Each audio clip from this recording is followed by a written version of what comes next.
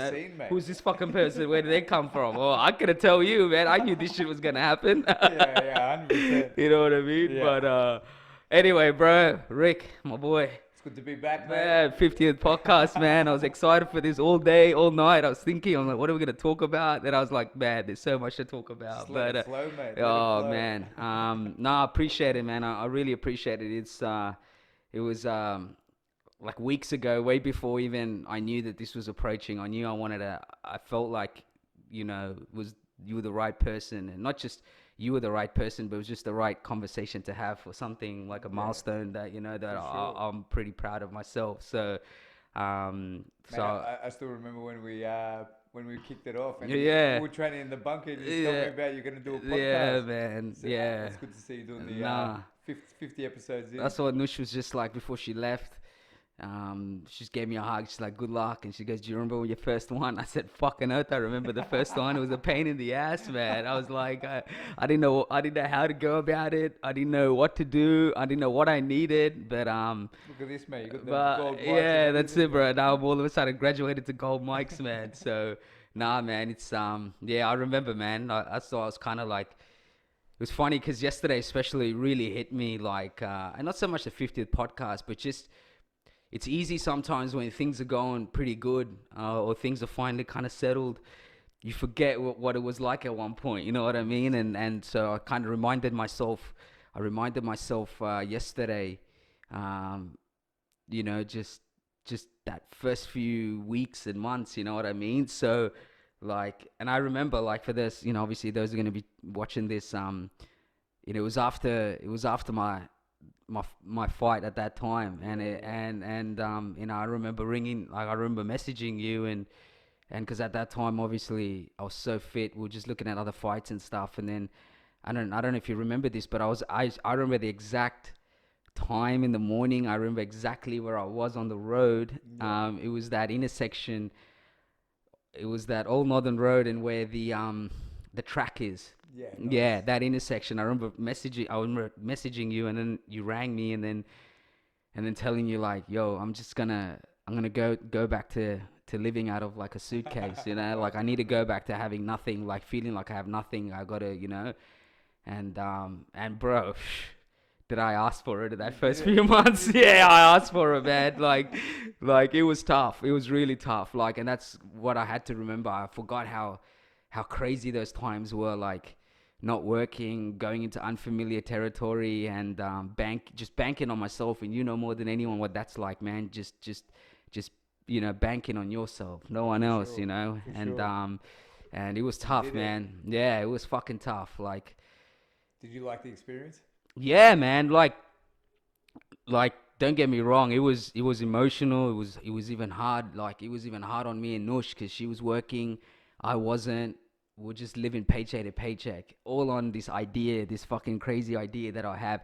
And it's not even just the podcast, like it's everything else that I'm slowly building, right? The podcast is just one aspect of it, but that was what was gonna get me on the road to everything else that I'm doing. Obviously, with COVID hit, I was planning that short documentary at Mullins and stuff, so that was all set to go as well and shit, right, before COVID hit. So that was another aspect of it. Obviously, Inside the Trenches kicked that off with your fight last year and stuff, or year before. Was it last year? Year before? Yeah, last year, December. So, Did you doubt yourself? what? Did you doubt Yeah, yourself? I had a bit of doubt, like, because I was thinking, fuck, like, how am I gonna sustain this? Like, I always had a plan, like, and even to this day, I already know, like, I've looked at so many places around the world, and people doing similar shit to what I'm doing, and how they sustain it, and it's like media companies and things like that end up investing in what you're doing. For example, Barstool Sports Entertainment. Yeah, they're the ones. There's a lot of podcasts that I listen to, or not even podcasts, but like other aspects where they end up investing in what you're doing. And that was always my vision. I knew that if I had the content, if I had the vision, then someone will see that, and then like anything, bro, you need a team. You need people backing you. You know what I mean? So, yeah, there were days where I had doubts, and the hardest thing was just like you know, as much as it sounds whatever, like no man doesn't want to be a breadwinner, bro, for their family, right? Like that's just how it is, right? Like, you know, and more than anything, you never want to see your partner being the one that having to go and get the bread, you know what I mean? And you know, and then not knowing where it's heading, not knowing what the outcome's going to be, whether this is even worth it. But all I knew is that, like, I felt very strong about what I'm building. You know what I mean? I knew, like, it wasn't an overnight thing. That was what was getting me through. It wasn't some fucking random idea I had and I said, fuck everything. I'm gonna go do this. You know? Yeah, like I had it for years. I just didn't, you know, which we'll get into, but I just didn't have the right environment, the right people, or you know, when I put it out to the universe, I wasn't getting back what I felt like, you know, and maybe I was looking in the wrong places, and that's probably what it was in the end. But I just knew that, like, I had Nush's support, and she always said, like, I couldn't see you living your life, knowing that you didn't get to do something you were passionate about, you know. So but mate, I'm a big believer that in divine timing. Yeah, you know what I mean. Everything happens when it's supposed to happen. Say if it didn't happen before, there's a reason why it didn't happen, and you're older and more mature now. So and that's it, man. And I think it's also like just not even the resources, but just the people I've met, you know what I mean? Like, and I think it was more that it was always there. It was always hungry. I was always hungry. It always affected me, but it was affecting me in a emotional, spiritual way where my sense of being was being impacted. Yeah. And it was more so like. Are you saying in a positive or negative way? No, it was affecting me in a negative way, in the sense that I knew that I had something to give. Okay. And not doing it was killing me. Yeah, like it was just fucking up. And that's why you're here, bro, you know? Cuz like it was just breaking me. And then I remember, like, it all happened that day. I went for a run. It was after the fight. It was a couple of weeks after that fight, and I was going for a run, and you know, it was just, you know, more than anyone, bro, you come back from that high, you come back from just slogging it out for 3 months, fucking in the trenches, and then it's like, fuck, what now? You know what I mean? And it's like, you know that this thing's not gonna last forever, but then it's like, I don't want to just depend on this to give me that feeling. You know what I mean? It's like one day I want life to give me that feeling, whatever I'm doing in life, to give me this rush, this fucking like, you know, something that's breaking your balls, but you need to fucking, you know, keep going. You know what I mean? And I remember coming back home, and I was in my room, and it's probably the first time I'm fucking sharing it, which I was always going to anyway, and I broke. Like, I fucking broke. Like, and you know me, bro, I've been in the trenches with you. I've trained, I've sparred. People have tried to break me, but I'll fucking... This is after your fight? After my fight. Okay. Yeah, it was after my fight. Why did you break? You didn't have a goal, or you didn't? No, it was because I fucking running, for one, right? It's probably the worst thing because you're in your thoughts. Yeah. But I think I broke because for me, I realized, like, man, like this can't be it. And I remember saying it out loud, and Nush just walks into the room. And she's like shocked, like, and I got tears in my face, and I'm on my knees, and I'm like, this can't be it. Like, this can't be it. Like, this can't just be my life. Like, for sure. And then she's like, and then I said, like, I'm like, no matter what I do, no matter how much of a good job I have, no matter what I can fucking buy, I said, there's something in my heart that's just killing me, like, you know, and it's breaking me little by little. And every time I'm at work, my mind is outside, and I have all these like visuals and all these like visions of things that I can do and how I can do it and how to go about it, and this legacy. And I said, that is so much more stronger than anything else at the moment, and has been like that for a long time. But I think this was the breaking point.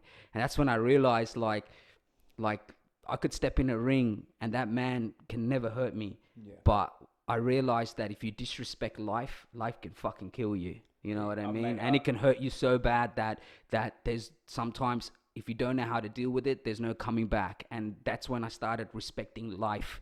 I was like, you know what? Yeah, it's easy to say this and that, and everyone's in different circumstances, but I was in my circumstances. I don't know other people's circumstances, but I know that for me, the easy way is to just look for the end of the week and go out or have a feed or have a drink and drink my sorrows, and then just be like another week, oh bro, work, oh, and I couldn't do it. And when I broke, I think that's when I realized it was serious, and that's when I knew that I think she knew it was serious. And that's when she was like, I would never ever stop you from doing what you want to do. Like, and she goes, the fact that you're like this right now means there's something you got to do. And then I thought long hard about it, and that's when I was like, and it was still scary, because it's like, imagine doing something, right, for so long, and you're so comfortable, right, and then it's all of a sudden you gotta pull, you're gonna do something that can completely backfire on you. And in hindsight, like, if anything, bro, I'm 100 miles ahead of where I was before, and I'm in the craziest position of my life. And now I see everything played out the way it is, and I see everything where it's going, the way it's going, and everything. So it was hard then, but that's what, boxing always taught me, bro, was the process. You know what I mean? Bro, you're going to have shit days and you're going to have good days, but in the end, the one thing you do is you turn up to fucking give it your best shot, you know? And like all of this, the gold mic, I visioned it then. Like, I remember my first black and white podcast. That's why I fucking put it in all my promo videos, because I'm proud of that. I want everyone to know how it fucking started. You know what I mean? There was no fucking table mic. I don't even know if it worked, to be honest, right? Because the audio fucking still sounded shit. But like a camera phone and all this shit, like, and like, I remember then I was like, I knew what kind of setup, I knew what my end goal was in terms of what I visualized that it would look like, but visualizing it and doing it is two different things, you know what I mean? But if you can align the both, then eventually it's gonna play out the way it's gonna play out. So I was really thinking about that, like, this week, knowing that the podcast was coming up, like, just that moment when I came back from that run and just the whole world just dropped, and I was like, fuck, like, I finally cracked, you know what I mean? It was always there. These visions, these thoughts, what I was going to do was always there, but I just fucking finally, it just cracked me. And I was like, all right, man, I've got to do something about this, because I'm very big on, and bro, energy and these things, and and now we're going to have a family and stuff, like, I don't want to be like my ancestors and the people coming home and slogging themselves and being depressed, knowing that this is what, you know what I mean? I want to build the environment where like my kids can thrive, you know what I mean? And take what I'm doing and make it look like nothing one day, and amplify it, So, for me, like, that was what was also hurting me the most, was like, I don't want that kind of environment. Like, I don't want an environment where, like, you can't be creative and you can't be artistic, because that's who I am, and that's never going to change. So, before you said about you can't cheat life, but I don't think it's life. I think it's you can't cheat yourself. Yeah. You know what I mean? Yeah. Like, deep inside, I'm a big believer that we all know deep inside what we should be doing. And if you cross yourself, then life has a way of chopping you down in one way or another. Like, over a long enough period, things are going to come up that it's like, all right, fuck, I've got to change what I'm doing. Yeah. That's probably, that run was like the epitome. It's like, it's the breaking moment where it's like, all right, well, life's shown me, I'm going to answer, or what do I do now? Yeah, 100%. Like, it could have been other things as well, like, but I think that's what stood out for me the most, was that this thing, this idea, this brand, this symbol, this everything just kept recurring in my life for years, like, since my early 20s, you know what I mean? Like, since my early 20s, I had it. So it was just got to a point where I was like, nah, man, like, whatever it is, it's going to be a slog. It's going to be fucking hard. It's going to be difficult, but that doesn't faze me. Like, difficulty doesn't faze me.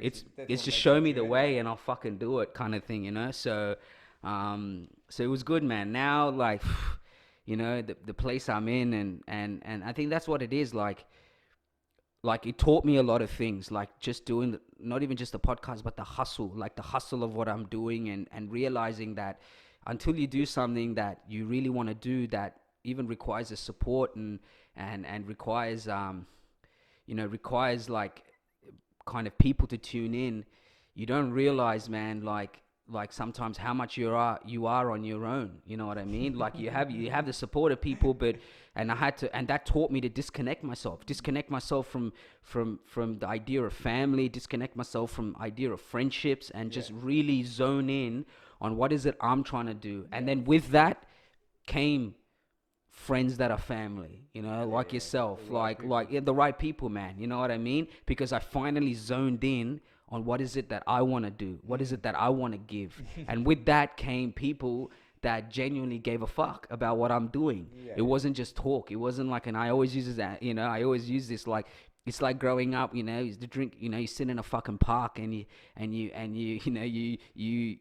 froth and jerk off on the idea of greatness. You jerk off on the idea of doing this and doing that, and we should do this and we should do that. And then you wake up from your fucking hangover, all right? And that's what people do. They wake up from their hangover and they realize that's all it was. It was just the alcohol talking, and it was just fucking an hangover. And then they go back to the same mentality.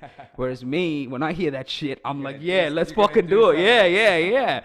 And it just becomes a wave, man. It just becomes a wave over time, and you start to question yourself. You're like, man, am I too crazy to think what I'm thinking? You know what I mean?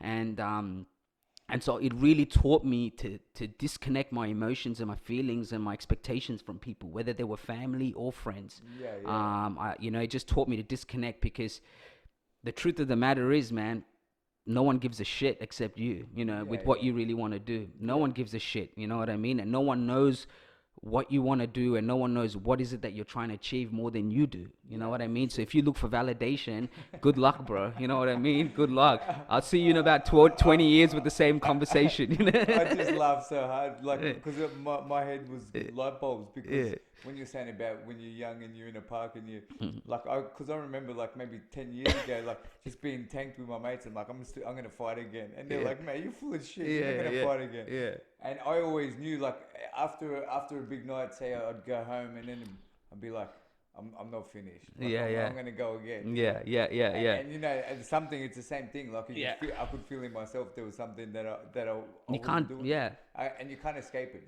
You can't escape it. 100%. I'm like, now, fuck, I'm doing it now. Look where you are, man. And you're fucking on the verge of one of the biggest fights of your life, man. You know what I mean? Like, in career, and that's what I mean. It's just, and that was always the battle. And I used to be angry at myself because I was like, fuck, like, did I waste time? Did I think it? But like you just said at the start of the podcast, like, when we started, was that, man, things align at different times for people. And I became understanding of that and made peace with that like, whatever, like, it doesn't matter when you do it, it doesn't matter what. And that's when I made peace with myself. Whether I'm 40, 45 and I finally get to see the fruits of my labor, I'll still be fucking doing backflips, and I'll still be like, you know what I mean? And I realized that I think what really helped me was being able to disconnect myself from all these emotions and these ideas that, you know, were taught to me growing up about, you know, loyalty and all these things and you know, and family and all these things. And it's not to say that those values aren't strong. Those values are very strong, you know what I mean? But it's not just because someone is family that they're gonna be there, you know what I mean? Like, and I had to learn those things because I'm very strong with that, like, and that's strong. But I'm strong with those feelings with the people that I do consider, you know what I mean? That I do, like, I'm still strong with that feelings. But I had to disconnect that ideology and be like, nah, man, I'm on my own on this. Like, I gotta go do what I gotta do, and then everything else will show itself. And that's what happened, you know. The last 2 years was a massive growth for me, because when I was at home, when I was telling you that story and I was going through all this shit, and I'm at home and I'm thinking, and we're living paycheck to paycheck, and you know what I mean? And support? Did you have support from your friends and family in that? Yeah, man, I had close friends and stuff. I had close, you know, I like my brother, like, is probably the biggest supporter of mine, and you know, one of my cousins, like, but you know, it's like, you're still alone. It's like you're still alone, bro. You know what I mean? And no one knows that, and no one will ever know that. You know what I mean? Like, it was tough. Like, there were days I was at home and I'm just daydreaming and I'm thinking to myself, like, fuck, bro, are you over your head? And you know what I mean? And then you think naturally, like, you know, the support. And when people see, you know, like, it's like this, man. I remember, fucking, this is funny. I went to a party once. And I knew, bro, off the bat, the first fucking question that was going to come when people found out, and all these people found out, I'm going to do podcasting and I'm going to fucking interview, like, fighters and all this shit. And, like, dude, this guy had a mad job. Why did he fucking leave his job and everything, right? And all this shit. And then also, like, you know, and I knew this, and I knew they were gonna bring up the Joe Rogan podcast and shit, right? And everything. So I asked the bloke, I said, did you ever watch Joe Rogan's first podcast? He goes, nah. I go, exactly. I go, you know how fucking shit it was? And I said, you caught up when the rest of the world caught up when it was episode 1000, when it was episode 1500. By then, the man put in the work, right? Yeah. The man didn't come in and just do what he did and become the guy that he is. And you know what I mean? He put in work, but he did it out of love. Like I don't do this shit for likes and followers, you know? I don't do this shit, I don't do this shit for, you know, I always say, it's not who likes it, it's who listens to it. That's always been my vision with my podcast. Okay. You know what I mean? Like I never did this for, you know what I mean, to make some sort of sustainable income or whatever. I got a way bigger vision for that shit. You know what I mean? But I did this because I solely felt like this is something that I could give back in a way that the people that are sitting where you're sitting will appreciate it, and I'll be helping them. You know what I mean? And I have, like, you know, so many, you know, guys and people that I've had on, they've messaged me just because, and I'm not one of those people that, look who shared, you know, sent me their message. And you know, take for example, you know, Stevie Sparks who you know fought, he sent me a shitload of messages that, you know, I don't share, because for me it's like, I know, I don't need other people to know, but I know what Stevie messaged me, you know what I mean? And for a guy that caliber, could have gone to any platform, gave his time for me, and some of the messages sent me was, you know what I mean? And it was way before, like, any of this. I had him on way before any of the shenanigans was going down the last week or two, you know what I mean? So it made me feel even better, because I reached out to him because I was a fan, not because of any other reason. I genuinely had him originally on because I was a fan, you know? When I saw him fight Brubaker, I was like, wow. I was like, man, I would really like to talk to this guy. And that's how it all came about. It just everything else just happened to be. You know what I mean? You know, it was actually funny because I went to Legends the other day. And I saw Johnny, who's also yeah.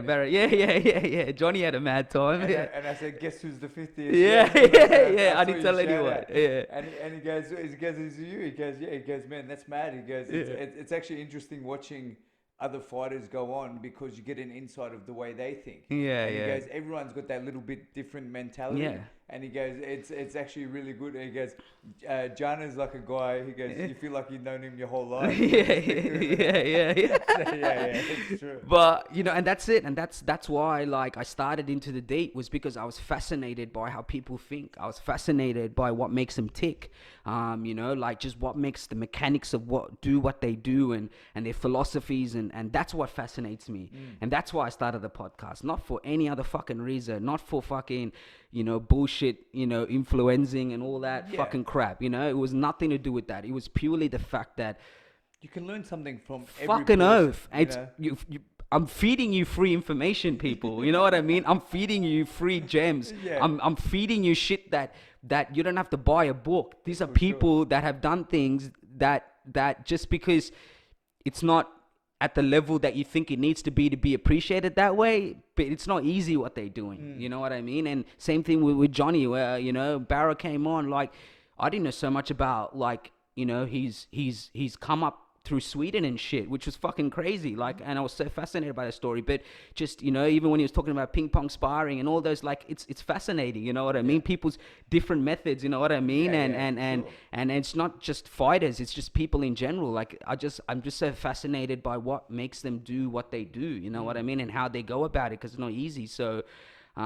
You know, so like that was the main reason, and I always told myself, like, never forget that, like, never change the philosophy on what is it why you're doing it, you know what I mean? And so, you know, that's why, like, I've never like, you know, kind of shoved it down people's throats. I've never, like I said, man, when I first started, I quickly realized that just because people know you and just because people follow you and whatever, doesn't mean that they're going to get behind you. You know what I mean? And that was a big lesson I learned. You know what I mean? That's interesting. Yeah, like, you know, like... Not everyone's... I have, you know, 800 and something people, bro, in my private account, on my Jana Instagram, right?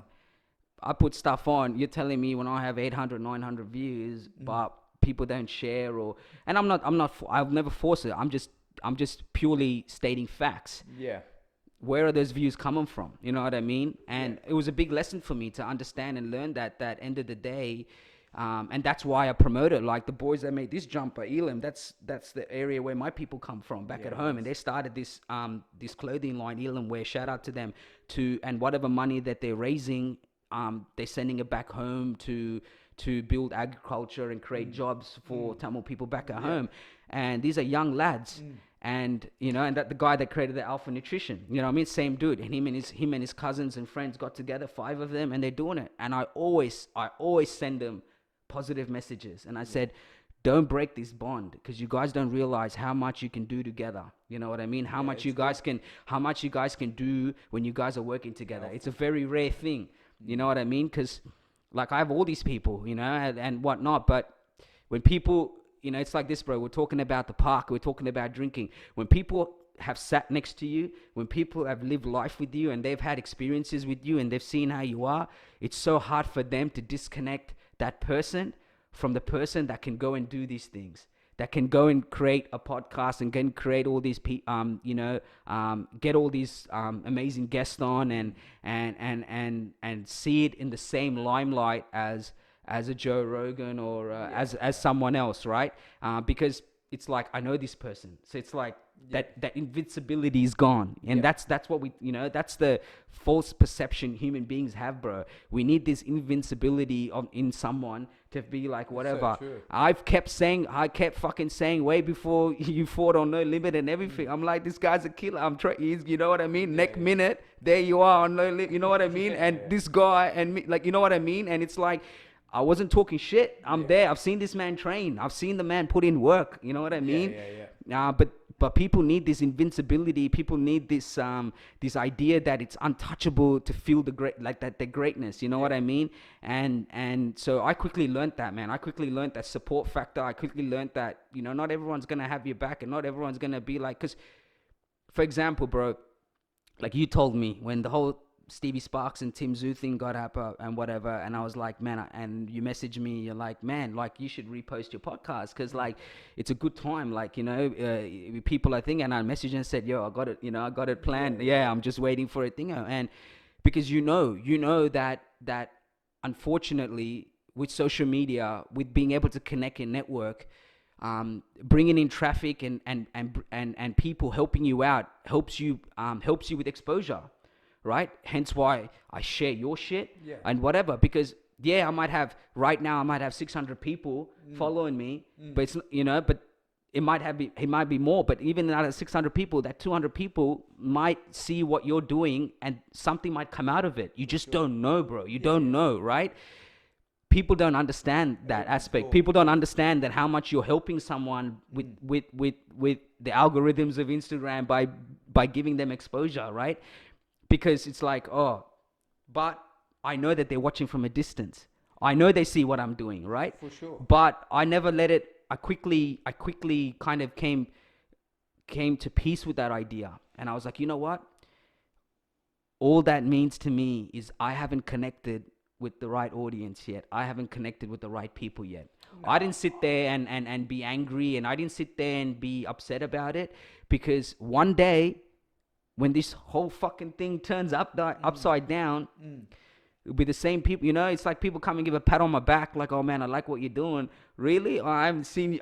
You know what I mean? I haven't seen you. Like, I haven't seen you really show that support. But it's like you run into them in real time, in real face. But then flip side, there's people that I don't see all the time. There's people I don't see at all. And a man, a schoolmate of mine, shout out to Sam Chan, bro. He messaged me with something, brought tears to my eyes the other day. And he messaged me and he goes, man, there's something about you that's special. And bro, I'm telling you, Rick, I was in tears, bro. I was like, fuck, I wasn't expecting that. Yeah, man, because he didn't have to do that. But he's like a big supporter of mine, and that's what I'm saying, bro. Like, people message me. I don't sit there. I'm not the type to sit there and say and market it and be like, this is what this guy thinks of me. You know what I mean, bro? Because I know that out there, what I'm doing is really impacting people. You know what I mean? But in that same respect as well, you also got to think the way people are. The way society is now, it's like say for example TripAdvisor. People look to go to a restaurant from the reviews. Mm-hmm. So everything's about reviews. Yeah, yeah. So it's like social proofing. That's what they call it. And it's like if other people are spruiking you in that, that's what makes you more validated. Rather because if you try to do it yourself, it doesn't work. If you post your content, people are gonna look at it for 30 seconds max. And then they're going to flick onto the next thing because that's the way people were programmed. Yeah? But if you have other people spruiking it and just giving the reviews and that, then it sort of builds up the social 100%, 100%. And so in my mindset, if I were you, I'd be posting that stuff. Yeah. Because it's like it doesn't matter, man. Like people that are on your page because if they're going to look at it, they're going to look because they're interested. And then when they're interested what other people think about you. And the way society is now, it's like they say, I was following him before he was cool. Like, I'm not saying you, but like once society thinks it's cool to follow someone, then everyone will follow. Yeah, 100%. You know, so that's how the social... No, 100%. And I mean, I also think that it's not till you go out on your own, you do something that's kind of a bit unnerving and kind of like out there, and where you do depend on people to support you, or you depend on people's support, that you realize how important it is. So it's easy for me when I see other people doing shit. It's like that, bro. It's like, yo, like, you need my help, I got your back, man. You know what I mean? Because I know what it's like. I know exactly what it's like. So I think it's almost it's a language that only certain people can understand, because you have to go there to know what it does for people, or you have to how you to do it. 100%, bro. You know, so you know, it's crazy because I'm in the same boat with the boxing, and it's like, man, it's so out there for no one that I know, like personally, like I'm doing something so different for someone that in my position to be doing, and it's like not everyone supports it. You know, that's the bottom line. So it's like people are like, fuck. Just pull this up. No, keep it. Yeah, there we go. People are like, well, when are you going to give it up? You know, that's what they're saying. And I'm like, this is my journey through life. I don't care what anyone else says. I'm doing it because I have to do it for myself, not for anyone else. No one else, man. That's it, man. And no one will ever understand, you know. But it's funny, as the years went, as the podcast kept racking up, as the different guests came, I know people were amazed. Like when I had, Richie Craney on, president of IMAF, Wim to Warrior, every fucking MMA coach, gun coach in the world, from, Connor's coach to GSP's coach, all of them are part of the program. To have someone of his stature, and I remember when he came on the first time and he promoted my podcast and our episode, bro, organically, like it was like 5,000 views. Yeah. And because of the reach, you know what I mean? Yeah. And it wasn't even just that. It was that people started to realize I wasn't joking, you know? And it's something that, my mate Sam, when he messaged me and he told me, he was like, bro, he goes, it's so crazy because, like, obviously before any of this, I was training, I was doing kickboxing, and so some of these guys have always known that, from the get-go, that I was always, but it's something he said. He was like, it's rare you find people that say what they're going to do and go and do it. And that's what he messaged, He was like, and he goes, man, I appreciate seeing that. Like, it's very rare that someone says they're going to go do something and they fucking go and do it. You know what I mean? I tell you something, let me interrupt just no, go for it, bro. Interrupt all you. I wrote you on the card. Yeah. And I said, congrats on the 50th episode. Yeah. I said, there's very few people that walk their talk. Yeah. And I said, and you're one of them. That's them. Hilarious. That's good. Yeah, that's hilarious. Yeah. But, and that's it, man. It meant everything to me because, I never froth and try to get people to whatever, but you forget people are watching. You know what I mean? Sometimes you forget people are watching because you're so in tune with what you're doing. But look, I knew, like, and all these different guests that came on, and the thing, people realized, like, holy shit, like, this was for real. Yeah. But like, I'm not out here to prove anything to anyone except myself, man. You know what I mean? Like, that's literally what I'm out here to do. I'm here to prove, that I am right about what I'm seeing and visioning. That's all I'm out here to do. What's the end goal?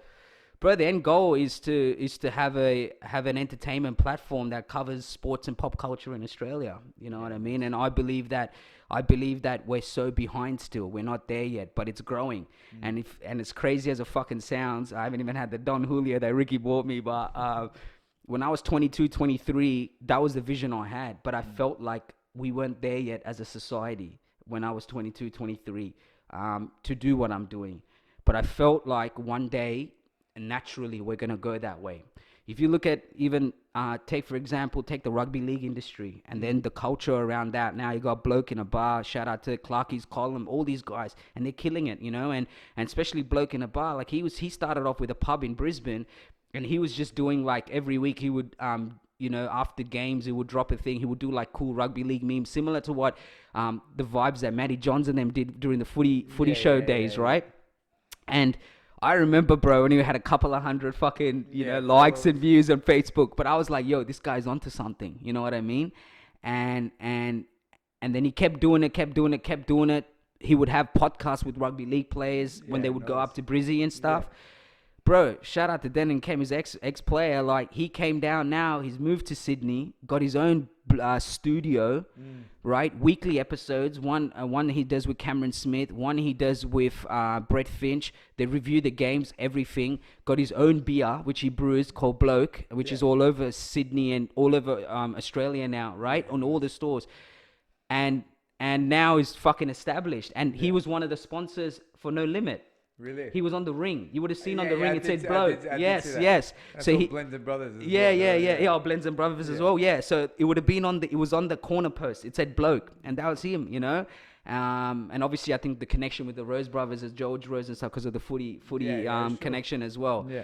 But, you know, like I see all that stuff and it's crazy because I knew back then he would be doing what he's doing now, you know what I mean? Just by looking at what he was doing. So after a while, bro, you just got to back yourself. You know you're onto something, you know what I mean? You know that this shit's not you know, it's not just some fantasy, bro. Like you see things differently, and it's hard because, like I said, when you speak out loud to the universe or to the people around you, it sounds like gibberish. It sounds foreign to them.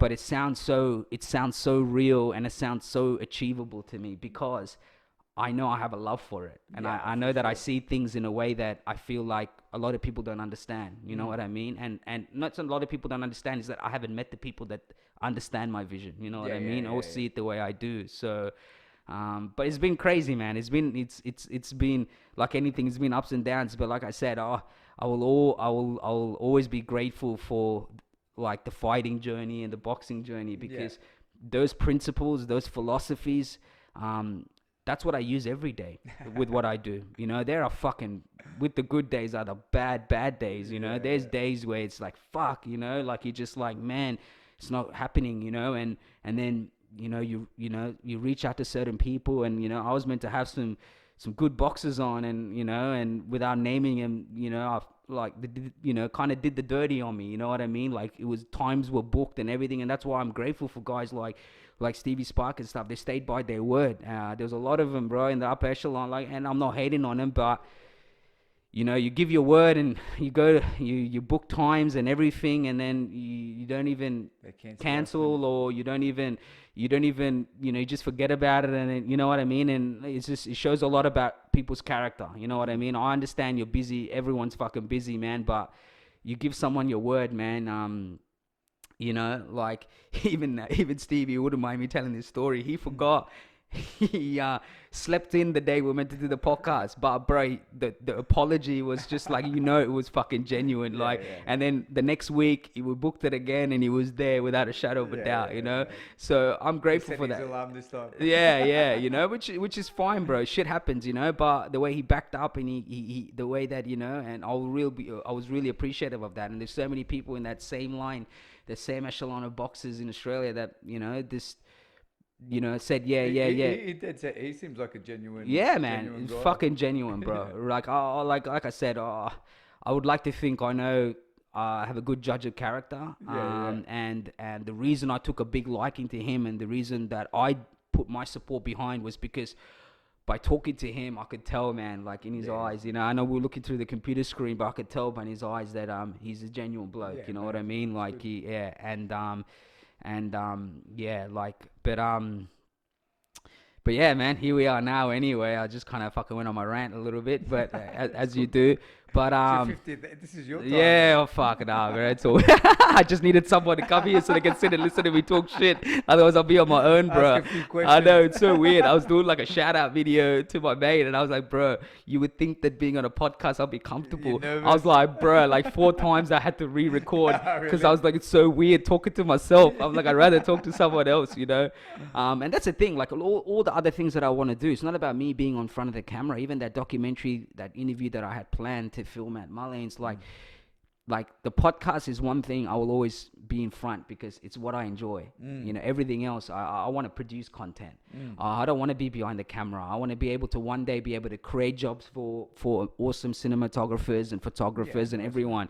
But ultimately, my goal is at the top echelon is to produce content, you know, all across Australia and you know, my brand and my Mercenary Entertainment, you know, be something that's a privilege to be part of, you know what I mean? And that's kind of my end goal for it. So, but what about you, man? I know you've been, I know we talked a little bit, you know, off camera, but July 27th, for those who don't know, was meant to be originally a fight date, and then it got moved to August, and obviously things are a bit, you know, but one thing, man, I want to say, what always I appreciated was, without going into too much detail, I know you had hurdles with your health, you know, and I was there, man. I remember the day we were in the gym, we're sparring, and you came up to me and you were like, man, my body's just shutting down on me, you know what I mean? And I remember that day, man, and I felt so bad, believe it or not. Even in that moment, I was thinking to myself,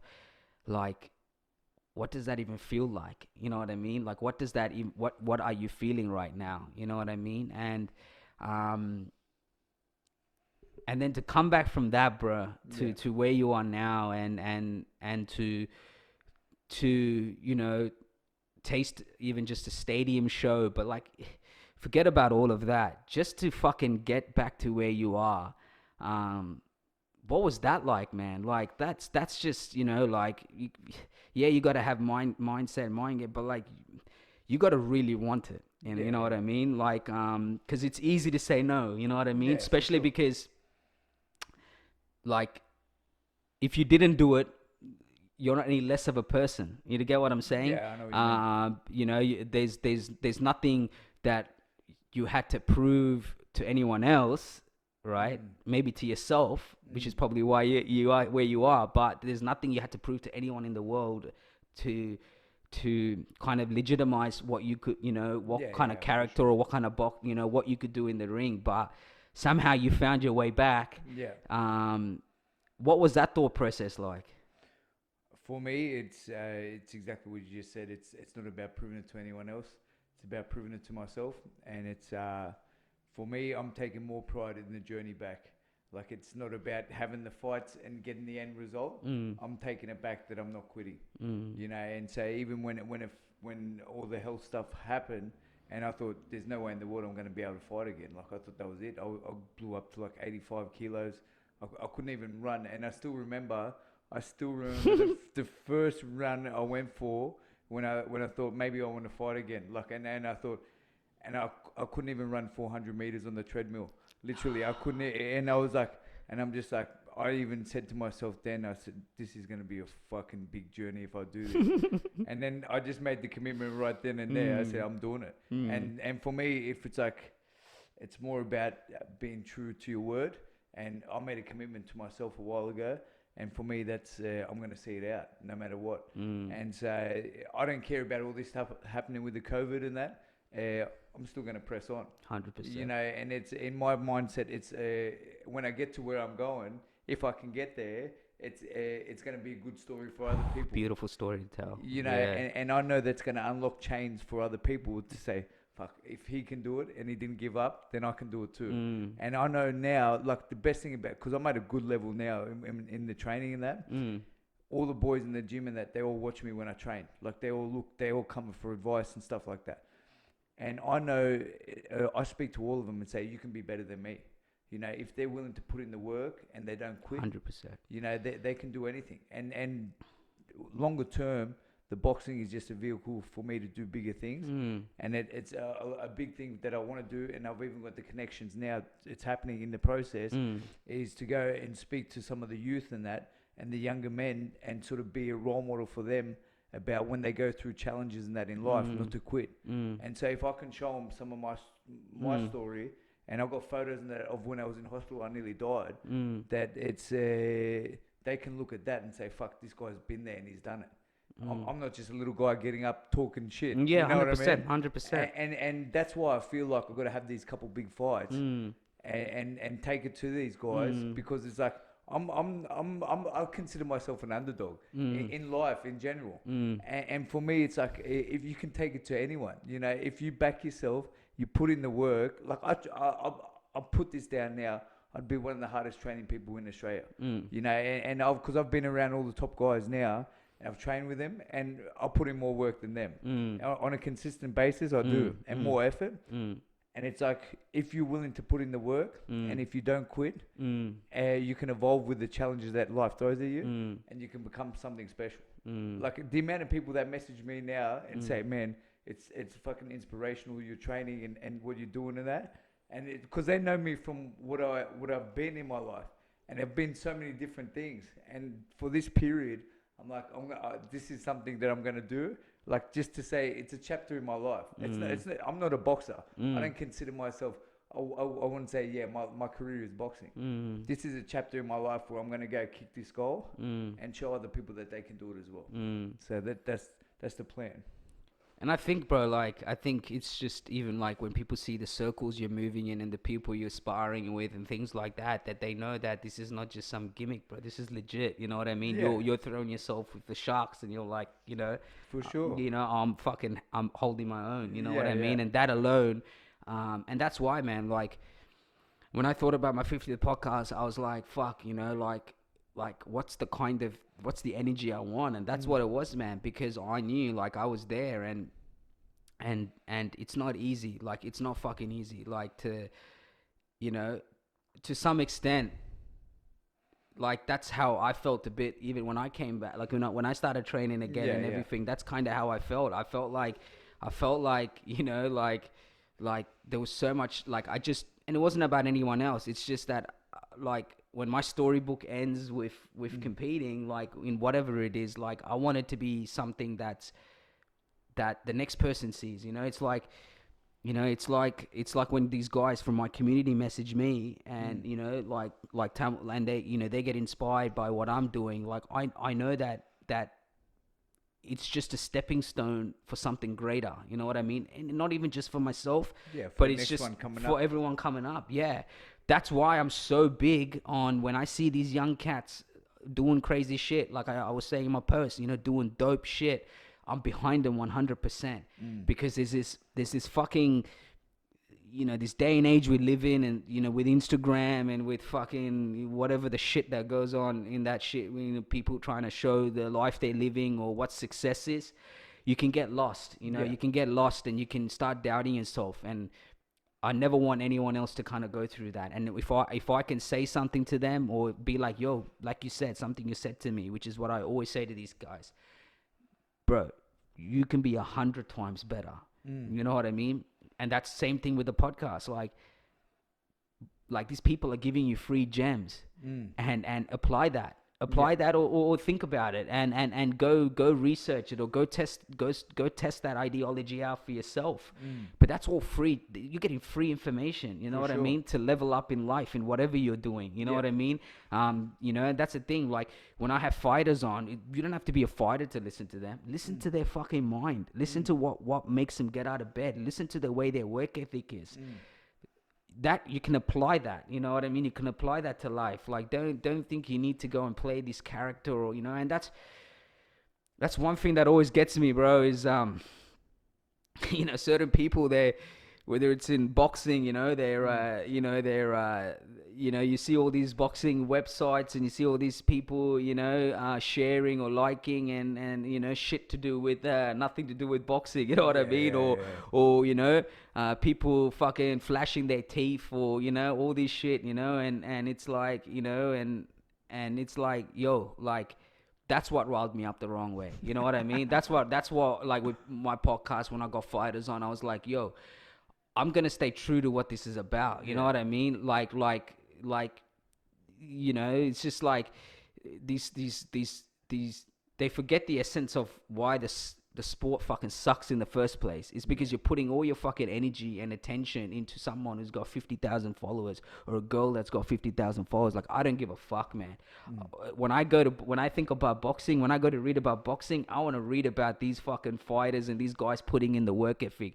That's why I always championed you, regardless of whether I knew you or not. I mean, knowing you even more because I've been there. Like, I've trained with you. I know how you train. Like, I tell my mate that I train with, I'm like, yo, like we were doing some warm-up drills and we're doing some footwork, and I was telling him, like, this is what, this is what me and Rick, this is what we warm up. This is us warm up before we even hit pads. I'm like, your legs are fucked. You know what I mean? And I said, like, I've been there. I've seen what this guy goes through. And it's like, and that's why I don't know if you remember, but I messaged you like last week, a week before, when all this was happening, and obviously the fight was getting moved. And I said, your time's going to come. You know what I mean? Your time's going to come because, it's just, people are so fascinated by that. And then it's funny, like, when I see people commenting on things because now all of a sudden, they're commenting on other people with similar reach or similar followers. And you know what I mean, bro? It's such a bitch of a thing to do, bro. Oh, I couldn't fucking care less what anyone feels. Like, it's such a bitch thing to do. Like, you know what I mean? And I like, and even with my, like, I know, like, even with other platforms, and they may not be fighting platforms, right? And they promote, try to promote fights, or they try to promote Thingo, and it's because simply because they know they have the traffic. You know what I mean? And I think that is a downfall on a lot of organizations and boxing organizations and marketing and promotion that they need to be wary about. Is that end of the day, man, you could go to a really good platform and say, hey, man, help us promote this, because you got a lot of reach and you cover this and this and this, right? But end of the day, they know nothing about grassroots. They know nothing about the local scene. They know nothing about these professional fighters that could be something one day. Yeah. But there's other platforms out there that may not have the reach yet. Like, I may not have that reach yet. Not that that's what I'm fucking searching for. But what I'm saying is, like, when I get these professional athletes that I know in their mind, their vision is world titles. Like, when I had Alex Lual on, talking to him, his vision, like, he wants to be a world champion. You know what? I could see it in him, the way he trains and also just by his mentality. Like, some of these guys in these platforms and whatever, who try to promote these fights and promote UFC fights, even, Conor McGregor, they don't know the guys in the co-main event, but the guys in the co-main event are just as much killers as the main event. You get what I'm saying? And they put so much on that, when if I was them, I would work out who's doing the grassroots work, who's actually fucking with the local scene, who's actually building a platform, so that when these guys get to the national scene and they're on these big pay-per-views and, and whatnot, people know who they are. People have heard their story. People are like, yo, this dude's legit, or this dude's story is crazy. And I just feel like that is going to be a downfall in the long run, because then there's going to be that separation again. There's going to be like, oh, who is this guy? You know what I mean? Who, like, I've never seen him fight. And that's the fucking problem we're having with boxing right now, is that now, yes, some like No Limit and Matt Rose and them, they're leading the way with putting on good shows. Like, I bought their pay-per-view because I want to support it. You know what I mean? I'm a big fan. But there's a big disconnect, because they put all their energies and eggs into getting these platforms and these people to promote it that know nothing about the guys and what they're going through and don't have a good basis. And I think that's gonna be their downfall in the long run. Whereas if you identify some of these guys that are really doing the groundwork and bringing a shine and light into boxing at a grassroots level, then by the time these guys, graduate and get to those big shows and whatnot, people know, you know what I mean? So I just laugh. I laugh because it's people look at the guys at the top level, and they think it's like they're just born and that's what they do. Like they don't see how much actual work and evolution in yourself as a fighter coming up. Exactly. And that's kind of what I like. That's kind of what I like to focus on. You know what I mean? And that's what even with like Inside the Trenches, as it develops and and it becomes what I believe it can be, that's what I want people to see. I want people to see what these guys will never tell you. You know what I mean? Exactly. They'll never show, which is the painful stuff, the stuff that makes you who the fuck you are. Mate, that makes or breaks, that who the fuck you are. You know what I mean? And I just don't think, and that's the thing, bro. Like, there's too many commentary. There's too many of these socialites that just think they can comment on it or whatever. But man, you have no fucking idea. You have no idea. You know what I mean? And I'm blessed because I've been lucky enough to be around real professional athletes. Like, it's like my coach at the gym said, he's like, they know that I've trained with you and whatnot, and we were having coffee one day, and a couple of guys went to some other gyms, whatever it is, but anyway, the conversation was, and they're like, and he looked at me, he's like, Jay, like, you've trained with pros, you know how they train. And I said, exactly, like, day and fucking night, man. And they don't have the fucking luxury of in between just chilling out and whatever, man. Like, they are hustling, and I'm lucky, and that's why, like, I started. A lot of it was because I'm like, yo, I don't think these people even can grasp what this is like, and that's why I always tell people, like, yeah, man, you could throw a jab, and yeah, you can throw a cross. Do it every day for 6 days a week, for months on in, for years on in, for 10 years, for 15 years, and then tell me how you feel. Then the chances are you wouldn't be going around gloating, because and like, it's like I always say, you think you're top dog. Someone in the gym's waiting to kick your fucking ass when you get in there. You know what I mean? 100%. So, it's just, like, it always rubbed me the wrong way, because it was like, and people would say, oh, that's just how it is. But that doesn't mean that I got to conform to that, and sure. That's where I want to separate myself. And that's where I when I look at all of this shit going on and all these different platforms and people that know nothing about fights, and, and I appreciate their sentiment to want to promote the sport, but I take it personal, because I feel like you don't understand the pedigree of it. You don't understand the pedigree of what makes it what it is, or these people, you know what I mean? And it's like, you're going to give shine to certain people or post about certain things, that you're just frothing for traffic.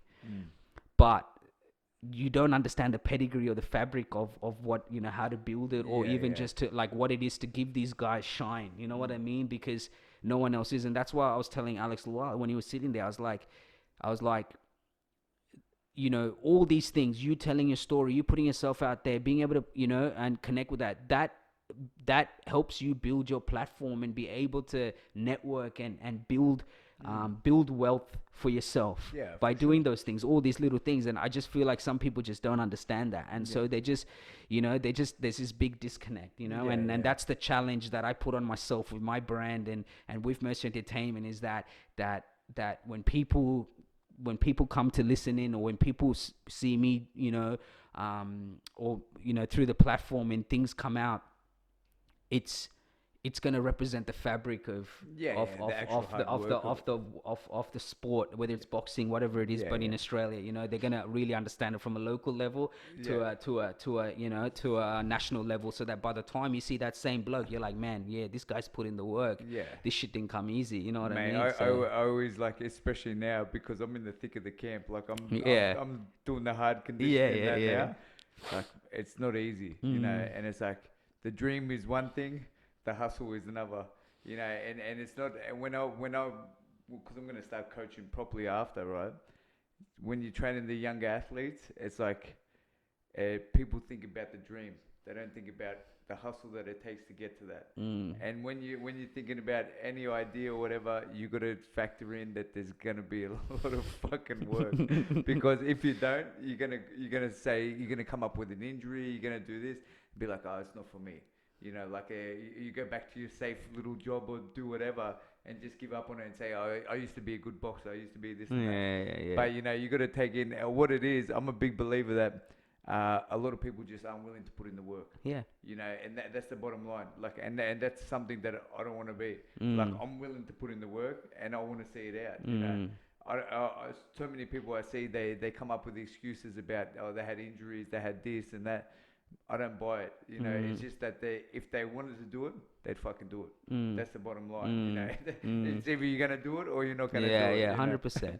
It's funny because Nush met my coaches at my last fight for the first time, and the one that I work with, he's had over like 100 amateur fights. Such a humble guy, and we just became really good. But you know how I am when I train, right? Yeah.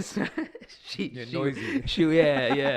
I blame you, bro. I always tell them, I always tell my mates, I'm like, bro, I'm like, you think I'm a screamer? I said, bro, Ricky's the biggest screamer. I said, I scream because this guy screams. I'm like, it makes me feel like it's all right to fucking yell. You know what I mean?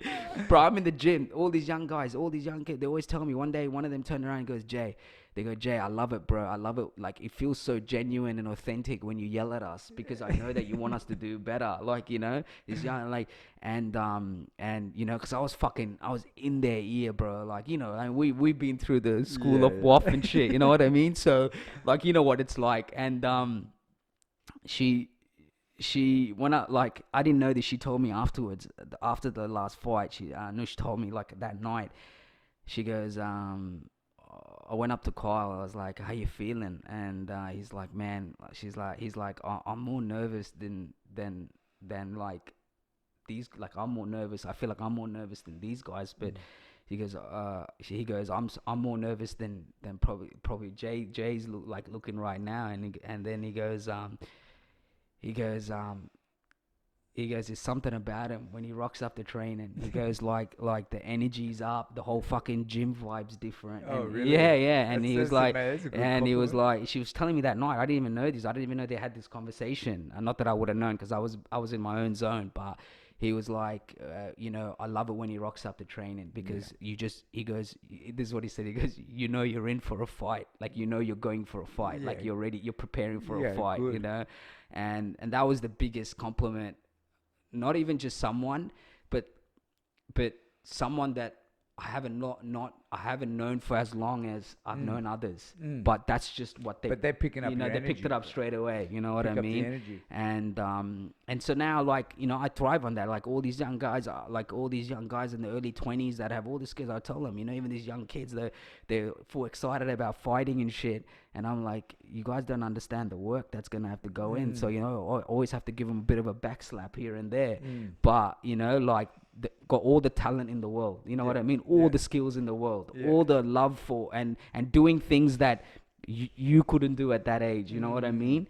But I always say, like, you can have all of that, but if you're not willing to put in the hard work, and that's why I always see, if I had to ever look back and critique myself, or if I had to look back and write a review on my journey, that's what I would say. I was never the most skillful. I don't think I was ever the most talented, but fuck, I was willing to put in the work. And I can always pat on myself and say that if whatever anyone asked of me, I fucking did it. Without bitching about it, without fucking moaning about it. I would be fucked. I'd be angry. I'd be mad, but I would do it, you know? And then that's something I could proudly say, no matter fucking what. I respect that about myself. You know what I mean? And I felt like, and I remember my brother messaged me that night after the fight, my last fight, and he said to me, he goes, "Man, end of the day," he goes, like, the thing that shined the most in that fight, when it really came down to it between you and him, he goes, your heart shined way more. He goes, that guy was ready to throw the towel in, and he goes, your heart shined. You could tell the difference. And like, my brother, like, before anyone taught me boxing, before anyone even taught me fucking kickboxing, he taught me he taught me what fighting was about. Because the spirit, that's it. You know what I mean? The fabric and the mechanic of what it takes to stand up for yourself. Because the truth of the matter is, and I'm not asking for no sob stories or whatever, but just where we're from and just people's perception of who we are, and their subconscious thought of being called curries, and while he was growing up, right, when he was older, man, I've seen this guy on site. Doesn't matter who the fuck said anything. If they even spoke a bad word about like our identity, it was on site. And that's how I grew up. I grew up watching that shit. Like fucking bottle. It didn't matter. Like, I always say, I always go to him, legit sanctioned fight. Like, I'll probably kick his ass, you know what I mean? Now, street fight, oh, bro, like he survival. Like, he taught me what survival meant. You know, he taught me what it was to have pride. He taught me what it was like to take shit from no one. Yeah. That's why when I came into the gyms and, I spar and whatever, that's all I had in my mind is that these guys think that I'm just gonna buckle, fold. I'm gonna fold. You know what I mean? And that's what kept me going, is that I realized that these people may not be seeing me. The people that I represent may not be watching me, but while I'm there, I'm representing these people. You know what I mean? Bad.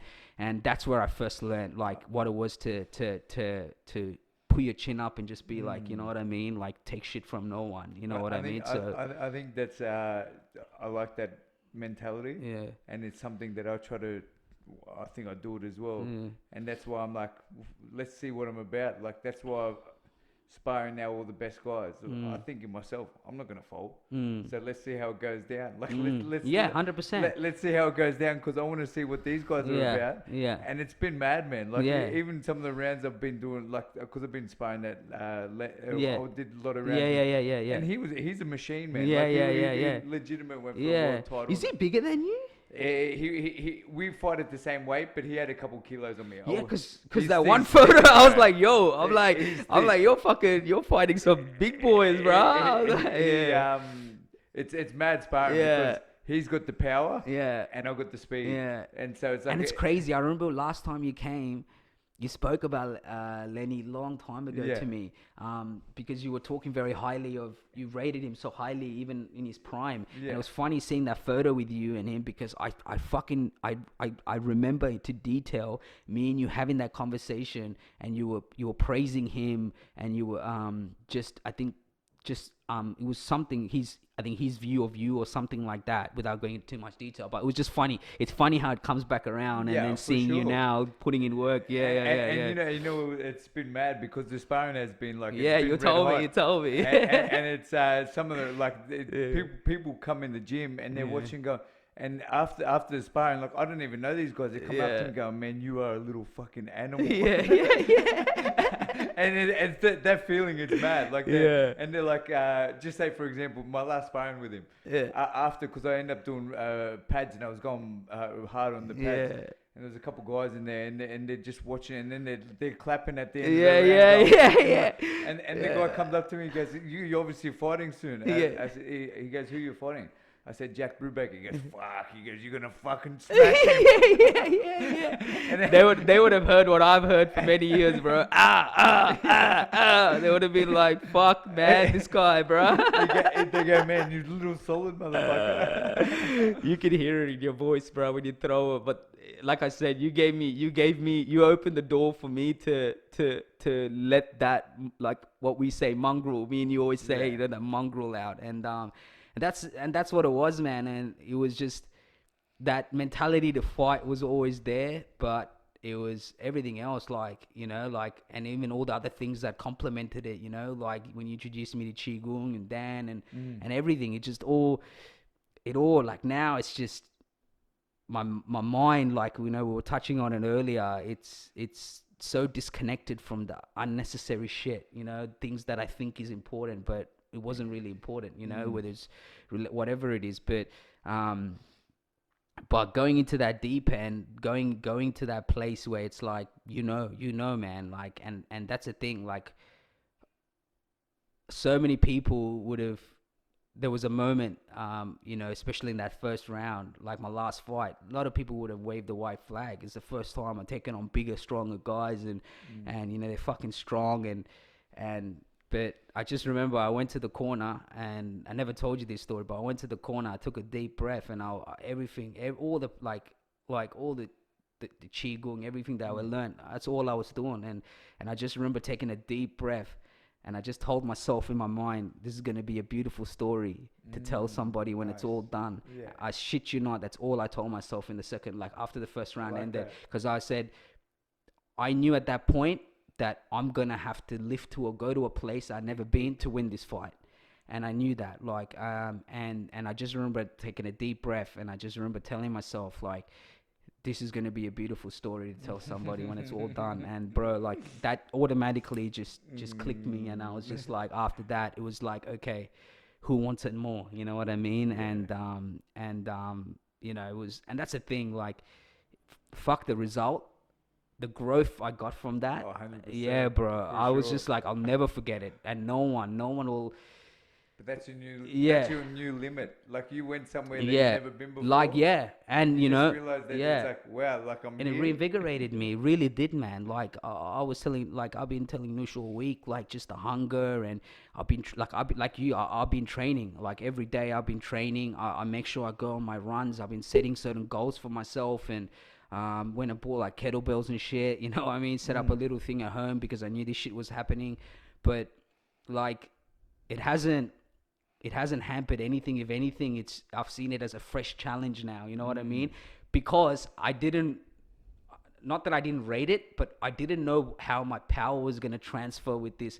But when I saw what like those shots did to them, like, especially like the body, which is something I've been really working hard on for the last however long, and saw how that transferred in the fight. Like, there was so much I took away from it, and I was like, if anything, it just amped me up more. But but you know, it was just going to that place, and it proved to me that, like you said, man, like, you know, it's like dreams and goals is one thing, but fucking going in there and being in that moment and just, you know, going through the fire. Yeah, going through the fire. I literally had to, man. I know for a fact, like, especially in that first round, he threw a beautiful cross and it rocked me, and I remember his boys all went up, and I was like, I was still there, but you know, it was vibrating a little bit, and but to come from that to how it ended, like, I knew I had to go, you know what I mean? And that's just different tests, you know what I mean? You get tested in different ways, and I'm, like I said, the easy thing for me would have been to go, you know, to a weight division. I know how I move and whatever, but to be with these stronger guys and be able to go with them, that just gave me this sense of satisfaction. Like, it's a new, you know, because like, especially for me, like, I'm not trying to be world champion or anything, but as long as I step in the ring, bro, I wanna fucking put my best foot forward. You know what I mean? Like I said, I'm not there to get a pat on the back. Like, like, you know, like when my coach came up to me and said, oh, you know, these are some of the names Paul was given, I knew this guy was from Stand Strong Boxing, you know, which is, you know, he's Robert Whittaker's boxing coach. I knew, I was like, this guy will be legit. You know what I mean? Because I respect those guys, and I respect what they do. I actually went up to the coach afterwards. I was like, bro, I love your content. He was like, oh, okay. He didn't know what to say to me. He's like, bro, straight after it. Straight after the fight, he's like, this guy's just fucking talking to me normally, like, you know what I mean? I was like, man, I love your work. And then he was like, oh, thank you, and all this shit. So, but yeah, man, it's something else, and I'll never take it for granted, man. But it's just something that I try to, you know, been on that journey, pass on to people, and get them to, you know. But what about you, man? Like, I know you're going one fight at a time, and I know that you know, this is kind of your next thing, but do you foresee like an end goal with your boxing journey, like in terms of competing? In terms of fighting? In terms of fighting, yeah. Well, so just even with this fight now, because they came back to me literally last week, and they said, because we're fighting 6 rounds, and they said we'll make it for 10 rounds for a regional title, or Australian title, which is great. Which is what you wanted, right? The Australian title? I want the Australian title. That's my end goal. Yeah. Like, my end goal is, after this fight, to fight for the Australian title. Yeah.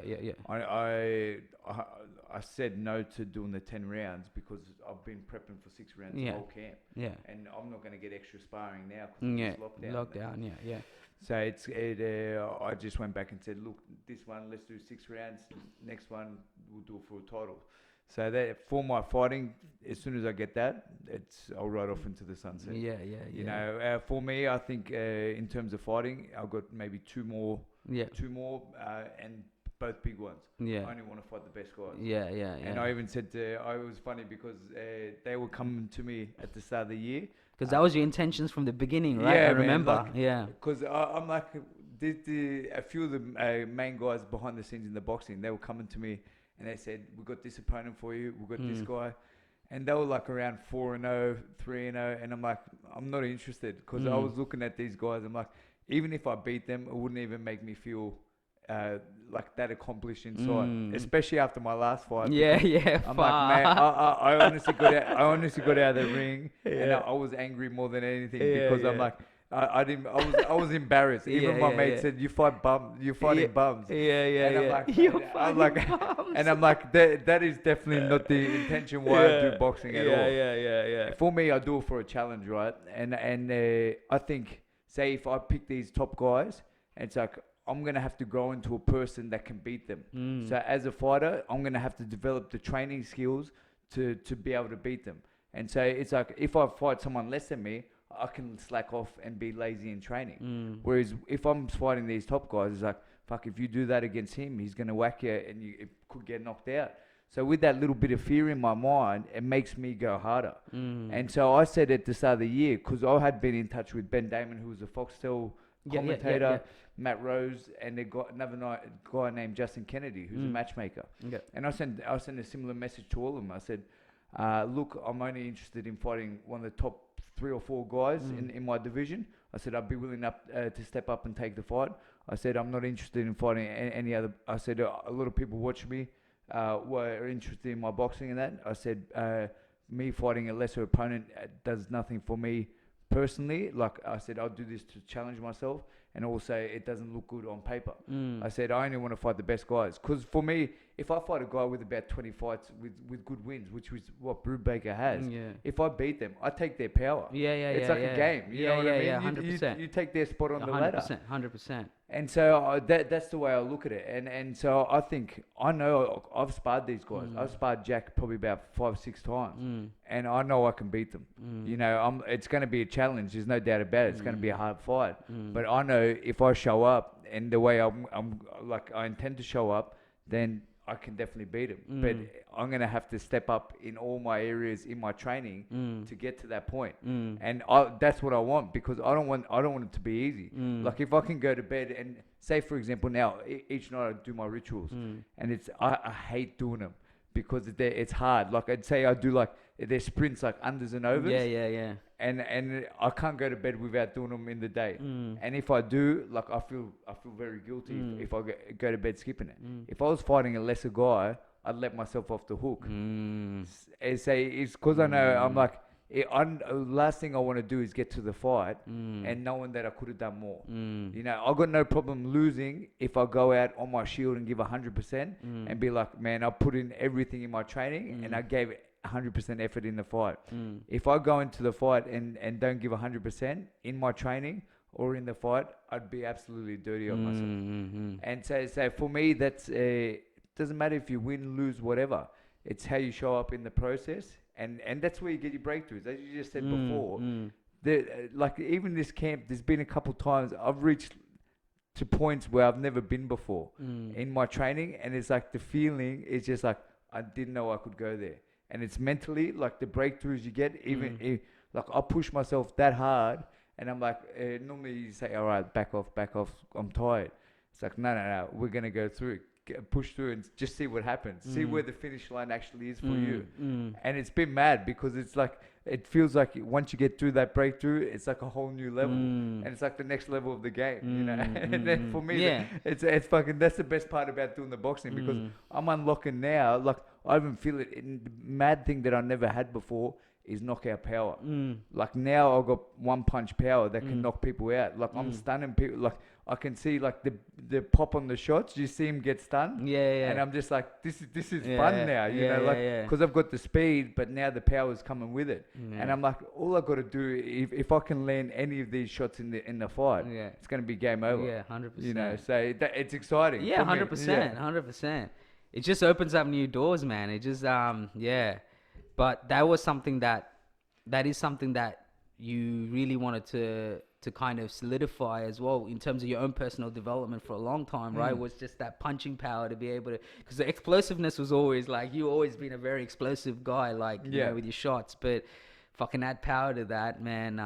And that's honestly, man, that's what I respect. Like, I really respect that, because the easy thing to do is just come fight a couple of guys and be like, yeah, I was a professional boxer, 5-0, 6-0, and but your intentions were always that you wanted to fight the top guys, and I knew, like, with this one, it's huge, because like you said, it's funny you're saying about taking the power. That's what I said. I was like, yo, like, he wins this fight just like that. He's the top dog now. Yeah. You know what I mean? He's one of the top dogs in the country. So I'm like, you know, it's just and you can't blame people that may be, you know, like, oh, you know, that might think twice about a hungry fucking lion that wants what you have. You know what I mean? Of course they're gonna fucking train hard. You know what I mean?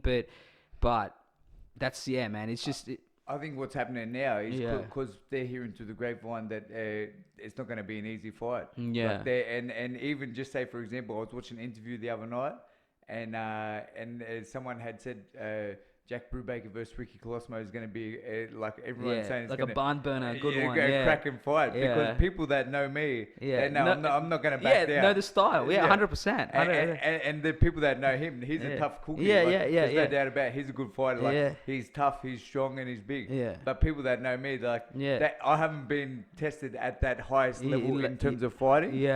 But they've seen what I've done in sparring, and they'll be like, this guy's he's the real deal. It goes both ways, right? It's like, you haven't fought anyone at that level, or that kind, you know, in terms of ranking, or that height of you know, in terms of ranking and that level. But flip side, neither have they. You know what I mean? Right. Yeah. So it makes it fucking exciting. You know, that's why I said it's always you always vary when someone is a hungry lion, because you and they're coming for what you have, because like. Bro, if you want to be the top dog, you train different. You do train different. As opposed to sustaining being there. You know what I mean? Being there and sustaining it is hard.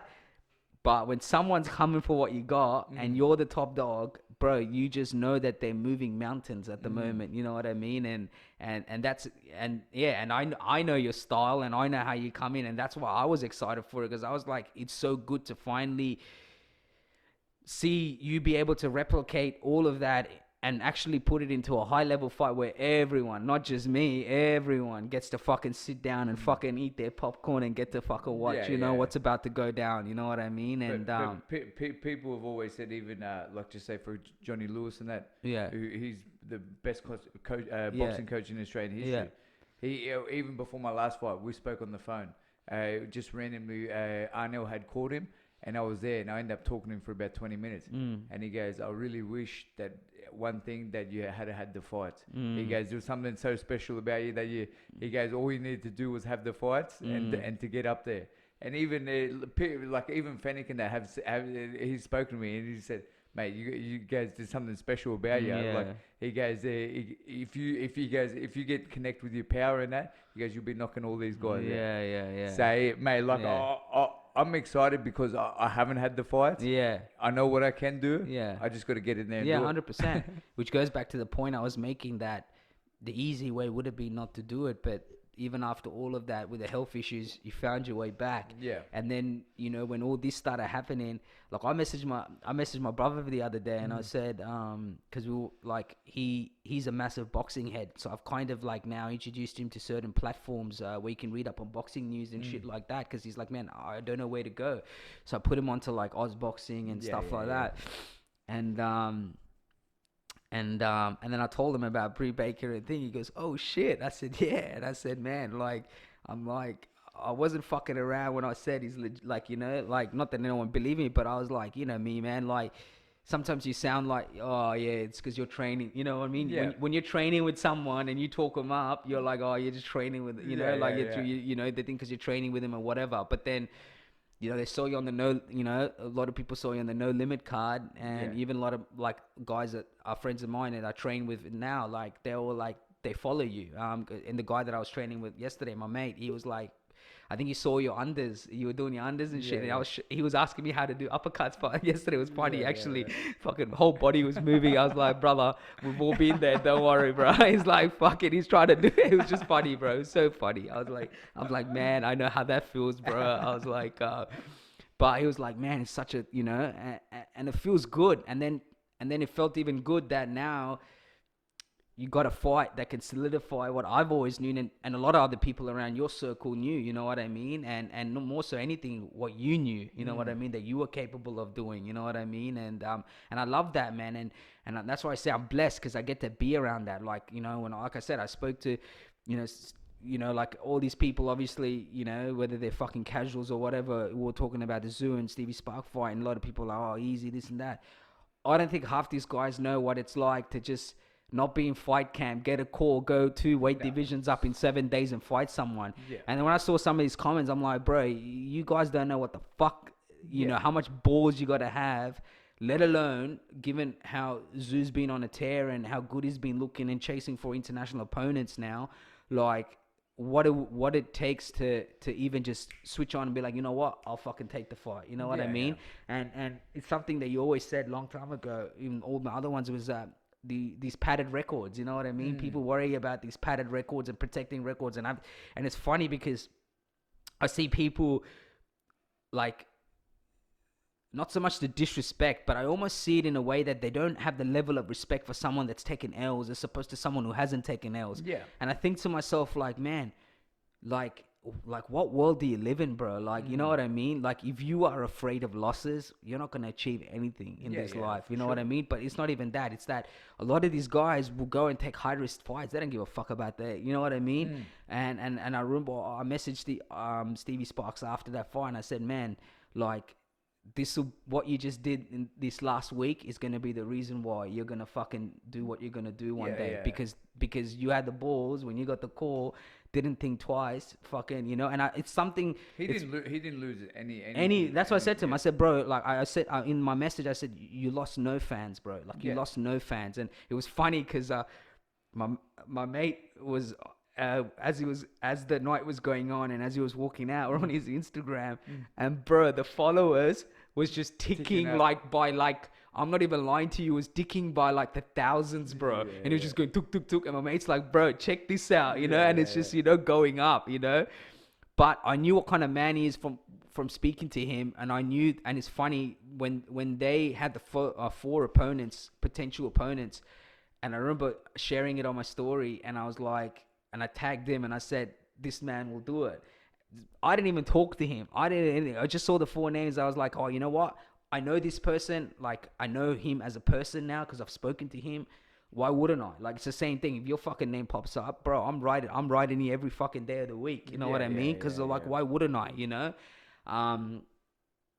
But my intuition of knowing what type of person he was came true by him taking that fight. Yeah. That's why for me, I was like, when I saw it happen, I was like, you know what? What I thought of this guy was exactly what I thought of him. You know what I mean? Like, he will take, he genuinely wants, this is all he knows. That's all he's told me, because this is all I know. And so for him, being world champion is what he needs to do. So that's a world champion mentality, bro. Like, you know what I mean? Burn like, it would have been easy to just be like, nah, I need a full camp, or, just 2 last minute. But then 2 weight divisions against a guy that's been in camp and been fired up to fight a guy that, had rivalry. Yeah, exactly. You know what I mean? So, like, I like people like that, because he never sat there to think about anything. You saw an opportunity and took it, and one day that's gonna pay back. Ballsy. Ballsy, man. You know what I mean? Like, but yeah, man, it was just, like, I admire people like that. That's the kind of people that I like talking to, because you can always, you can learn something from them. Like, likewise you, man. Like, when this came about, like I said, when this was announced, I can't say it enough. I was so happy for you, because I was like, man, the work, like, you see the work people put in, and I've told this to people, close people around me, like, even my brother, I've told him, I said, bro, like, the amount of work this guy puts in, like the fact that he doesn't even like have a belt around his fucking shoulder or anything, like, because I know how hard you work. So, it's a bit delayed, the process at the moment, but it's finally good to be able to prove to everyone that, like, a lot of us know already, you know what I mean, regardless of whatever. Like, I know you're going in for the kill. That's the beauty of this, you know what I mean. I know you're not a tap on the shoulder participation guy, like, you know what I mean. Like, I know you're not. That's why I was so excited. I'm like, bro, I just think a lot of people are going to be shell shocked. You know what I mean? The same way Stevie's name came and people were like, oh, bro, this kid's crazy for just coming and taking an opportunity. Bro, I vision the same thing for you. Or people are just going to be like, what the fuck? Like, who is this guy? When a lot of us knew already, but now everyone's catching on, kind of thing. That's the way I saw it. You know what I mean? It's funny, but because it's, I think he knows that as well. You know, even like it's not going to be an easy fight. You know, I think he's coming to that realization. And it's, a few people have even said to me, like, fuck, this is mate. Be careful what you wish for, man. Be careful what you wish for. You know what I mean? They're like, man, this is gonna be Blacktown switch. Oh, it's coming, bro. Oh, bro. I was like, oh, you should have seen me that day, man. When I saw it, I was like, oh shit, bro. I was like, what the? I wasn't expecting that. I was not expecting that, bro. I've been hammered and inspiring. It's been really good. Which is dope. I was like, shit. I'm like, fuck me, bro. I'm like, that did not look good at all. I was like, man, I'm like, this is fucking so good. I was like, that got my excitement, like, aroused even more, bro. I was like, damn. You know, one thing that I like about my boxing at the moment is, like, I've got my own style. You know what I mean? And it's not like I haven't seen many people with my style, anyone with my style. And like, you got to put your flavor on things. And a good thing for me, it's going to benefit me, is some of the stuff I do is unorthodox. You know, like, I'm a come forward, like, pressure speed fighter and that.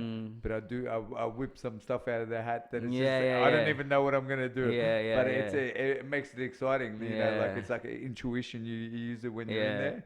And you always another thing I've always seen you do is you always you know, it's funny, like, you rest on the ropes, and sometimes you call them in, and then it's like, I can see that they want to engage, but then it's like the pop, they don't see the pop of the shot coming, but you're just nice and fucking resting on your it was one of the sparring videos you put up on your story, and you were sparring at Borkham, like Arnell's, but I've always seen you do that, like you just rest on the ropes and you let that person come, and you think, oh, this guy's on the ropes, but then pop, and then you see that snap on the thing, and you're like, oh fuck. It's like, now it's like then you could tell they're waiting for you to get off the ropes, but you're like, no, come again, and it's just a pop, then just don't fucking see it coming, you know, because generally you think, oh, if someone's resting, they're trying to get their breath back, right? So you're gonna see the shots coming because it's a bit more fatigue, right? Slower. But it's just that pop comes, and you're like, fuck, man. Like, you know, in that person's face, they got baited hard. You know what I mean? Sure.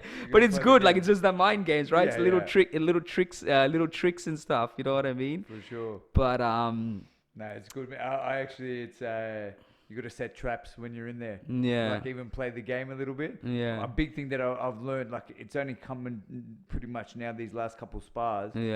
You got to actually be playful in there. Like actually play the game, have fun. Because if you go in there just to fight, you get all tense. And you just try to bang, and I'm just talking for me personally, and it's just not the right way to do it. Because I get out of the sparring, I'm like, fuck, I didn't even think in that spar. Like, all I did was just try to fight. Whereas the other night, I just said, get in my rhythm and just play. And the moves that I was pulling off was unreal compared to any of the other sparring that I had. With your moves, is it something that you like, say, prior to engaging in the ring and doing something, do you think about what you're going to throw, like what combos you want to throw? So pretty much, say, coming up to a fight, I do set moves. So I'll practice those moves every day. So I'll spend part of the rituals that I do, I just do them slowly, just about 10-15 minutes, and just drill those set combos. And it's like, so if we're looking at each other, and because sometimes you can get lost in no man's land when you're in a fight. It's like, you look at each other, you're like, what do I do? Do I wait for him? Do I go? It's like, no, go back to what you program, you got it in the program, and that's the set moves. So it's like I know his style. I know what's going to work against him. I've sparred him before, so I'm drilling set moves that he hasn't seen before that I know that will work against him. And so I do that. I drill those every day, and then say if I go into a sparring session, I pick 1 or 2 of those moves each round. I say you got to do this move 3 times. That's in between each round. So that just makes me, even if I don't execute it 100%, but you're programming yourself. I'm programming myself to do it. And so even the other night I was doing it in the sparring, and I haven't thrown this punch in ages. The move that I was doing, and I just started doing it. I ended up landing about 5 of them that whole sparring session. I was like, that's actually mad, because I know if I can perfect it, it's going to be a mad weapon in my arsenal. So that's you got to add to your toolbox. Like even when I train with Rodney, he says all we're doing is just adding to your toolbox, just with the different punches, different set pieces. And then eventually when the fight comes, you got a whole kit of tools that you can just whip out any situation. You're like, all right, like he checks that. All right, well we're checking with this, you know. So it almost stops the unnecessary noise, like you said. It turns it from you sparring and trying to make it into a fight into it more calculated as well when you have it. The reason I asked you this is because when I was sparring once, and Kyle, he yelled out, like it was like a bit of a fight, and then he yelled out to me, he's like, Jay, like you know what combos, like you know him. He goes, think of what you want to do and then do it. And bro, the moment like that happened, I just started like up hook cross or whatever it was, right? I just thought about it and did it. And that's the reason I was interested to ask you this question, because all of a sudden my sparring the whole rest of the rounds was different, because in my head I had a premeditated thought that I know all these things, and I'm like, I know how to throw them, and it just quieted my mind down a little bit. It stopped being so fucking crazy, and it just was like, you know what to do, like you've done the work, you know what's in your arsenal, you know what you're comfortable with, but just think about it before you do it. You know what I mean? And that's why I was interested to ask you that, and it was good to get that answer off. It also, by doing that, because you're thinking about the moves, it takes the emotion out of it. Which is you can't fight with emotion.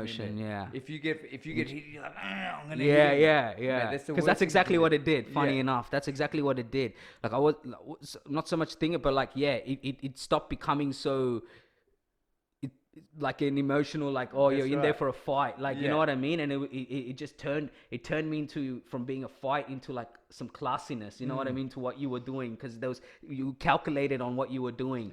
And you'd be very surprised like how much a lot of it does sometimes come off, because the person, you know what I mean? Because I don't know, it's just funny, right? Like you do all these things and you drill and whatever, and then you think, oh, like when you're sparring someone, you're like, sometimes you can't foresee what you're visioning you wanna do coming off, but you also realize that how much it does come off, like how much it does work. You know what I mean? Not everything works, but like at that time, for sure. But when fatigue kicks in or whatever, or when they're a bit tired, and then you do it, you'll be surprised. Like you think, oh, if I do this, he's gonna see it because I'm gonna be slow. But then you still end up, pulling through. But like when you said that, it made me remember about that moment, and I remember getting out and saying, man, that helped me so much, because I was like, otherwise I was just like tit for tat, you know what I mean? It was just that kind of mentality. But one thing that really helps when you're doing the training, right, is so you've got your set pieces, then you go on the bag and you just go bananas for 2 or 3 rounds, so you're absolutely wrecked, so you got no energy.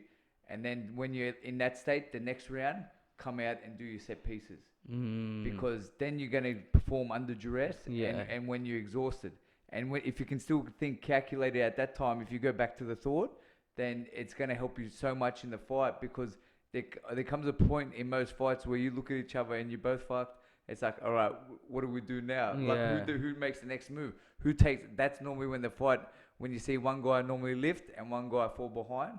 But if you have the set pieces, it automatically gives you the upper hand, and you can actually execute the moves that you, under duress, because you've done it in the training as well, which is a big thing.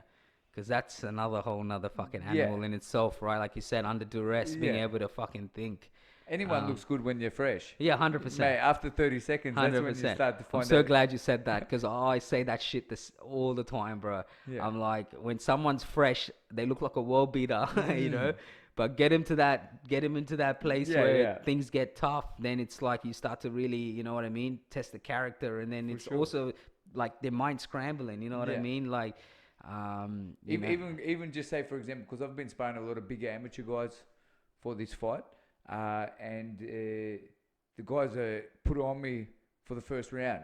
Because they're much bigger. They're used to coming, And I'm like, mate, I'm just going to take my time and walk you down because I know you can't sustain this. Yeah. Because as soon as I get you tired, you're going to crumble. You know, and that's it's a different thing because, say, if they're fresh and you let them be fresh and you let them fight at range, then you're playing their game. Whereas if you walk them down, it's like, all right, a little bit of patience, but you know they're not going to be able to sustain it like you can. Yeah. And it's like, all right, it's a war of attrition. Yeah. You're going to crumble before I do. 100%. You do take punches doing it. No, but they got that, especially in amateur, they got that bouncy style, that's right? But you can't sustain that for, and it's funny because that is a big learning lesson and something I've taken away from our last two fights at 74 and 75.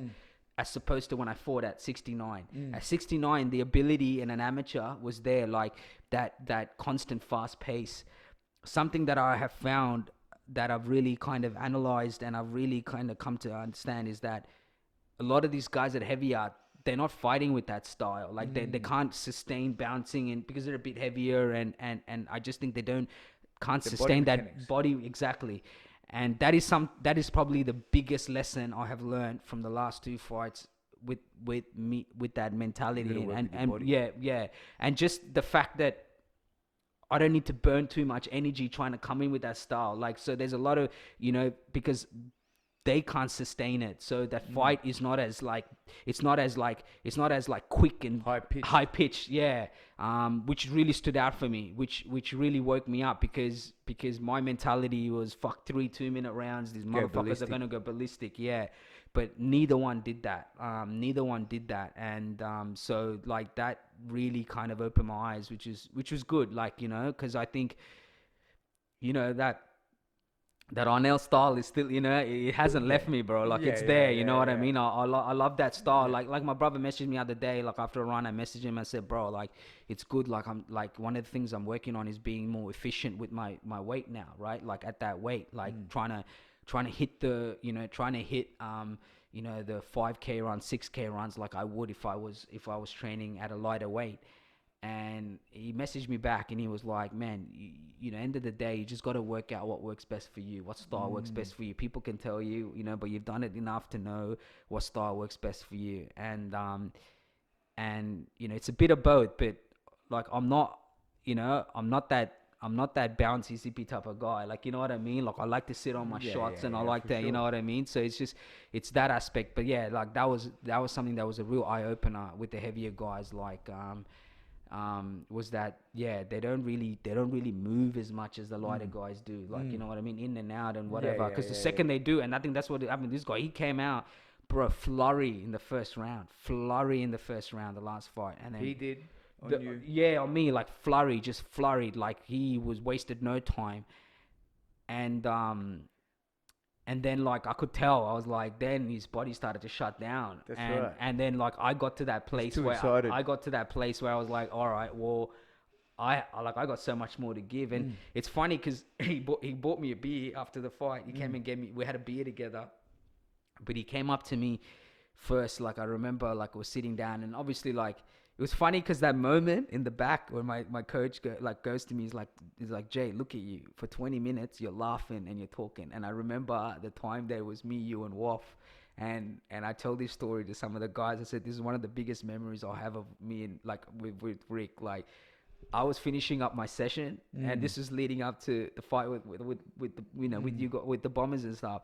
And you were coming in for your session, and you had your towel over your neck and shit, and you're walking in, and I was fucking sitting down, and I was just like this, and then all I hear is this like that, right? And I'll tell this story to them all the time. Like, I'll turn around, and I said, at that moment, I knew Rick knew exactly where I was and how I was to go. And I said, about 10 minutes after that, I was talking and shit, And I remember Wolf looking and like, bro, how the fuck are you still talking? You know what I mean? And it was funny because at that moment after the fight, when everything, you know, when you're like, you kind of still, you know, adrenaline's kicking in a little bit, right? You're still like, you're still kind of processing everything, right?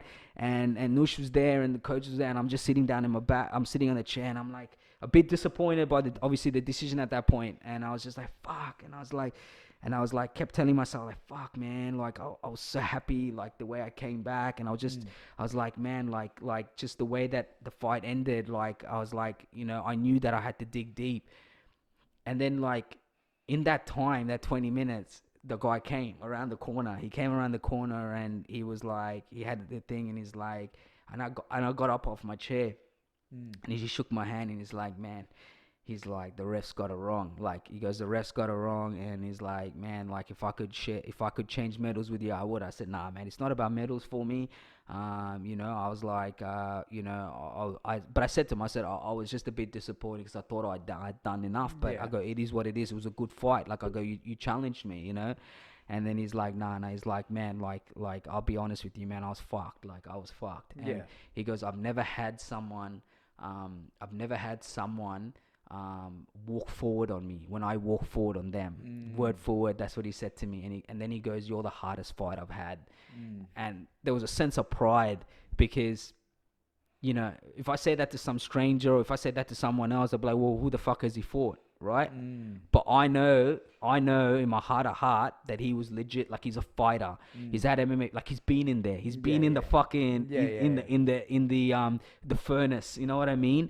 And so I knew that. Like, that's a good compliment then. Yeah, it was a fucking amazing compliment. Like, I wasn't expecting that, and he didn't have to. I wouldn't have cared if he'd said anything like that. But he said, he goes, bro. He goes, everyone that I've walked forward on, have either retreated or have kind of eventually crumbled because they don't, you know. And he goes, I've never had someone just walk me forward, like, you know. And but you know what I think as well, even for you in that position, is that you know that you won. He knows that you won. Yeah. You know, I think that when you're in a fight, you know, right? Right. But like, for a guy to come and see you in your court, like afterwards, even 20 minutes later, and then, you know, like, he was huffing and puffing, bro. Yeah. And that's when my coach goes to me when I'm sitting down. He just goes, Jay, just look at both the body mannerisms. Yeah. You're here laughing and you're here talking like as if you didn't even have a fight. And he couldn't even hold his breath as he was talking to you. You know what I mean? And even afterwards, you could tell, like, you know. That's what I mean. And so and people know, like, for someone to come and tell you that, like, it could be a close fight. And you'd be like, you know what? Yeah, it could have gone either way. I'm glad you know what I mean? But to walk over and say it, like I knew what I felt, you know what I mean? And and it's happened to me once when I had my first kickboxing fight. Same thing happened. The guy had 2 fights. It was my debut fight. First time I ever stepped in the ring. The guy chopped my fucking legs, bro. But I found a way to overcome that and I tripped him a few times and dumped him. And I remember my parents, everyone was there for that first fight. It was fucking hilarious. It was at Bonnie Riggs. And I remember he hugged me. He was a Syrian dude. He was ripped and shit. Across the fucking other side is this scrawny little fucking Tamil kid, right? With his headgear on, like, looking around like, fuck me, bro. I'm about to fight. Bro. I'm about to fucking fight. And I'm like, you know, shitting my fucking balls at the same time. Like, not knowing I don't want to fight. Not knowing what is this gonna feel like, you know what I mean? He was so fast, and I remember he hugged me, and in my ear he whispered, he's like, bro, you took me to hell. Like, and that's what he said to me in my ear, bro. He goes, you took me to hell today, bro. And then as he was walking, someone in the front row heard him say, like, you know, he was walking with his coaches, like, man, I thought I lost that fight. And then when I went to the back, other team members from other gyms said the same thing, and it happened in this one too. I saw a guy at my last fight, and he was in the same fight, and he came over and he said hi to me. He's like, bro, do you remember we were in the locker room? I was like, oh shit. I'm like, you're fighting today too? He's like, yeah. And they were talking. So I went to say bye to him as I was leaving. I was to wish him good luck, and I was like, man, I'm letting.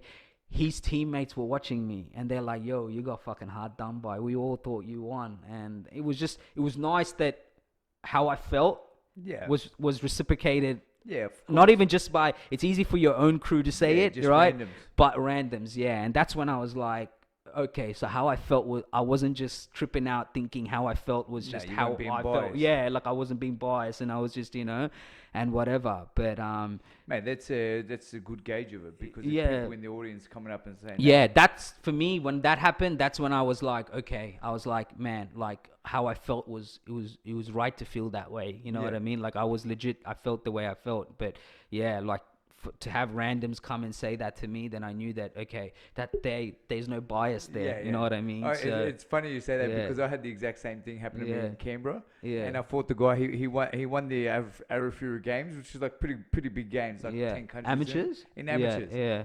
And I pumped this guy. And in the last round, I backed off because I'm like, I got this in the bag easy. And I got a point deducted at the end. This guy was his hometown in that. Yeah. And he ended up winning by 1 point. And no one in the crowd even cheered for him, because it was just like, it was bullshit. And my dad is the least, like, he doesn't get it. He got up and he goes, that's bullshit.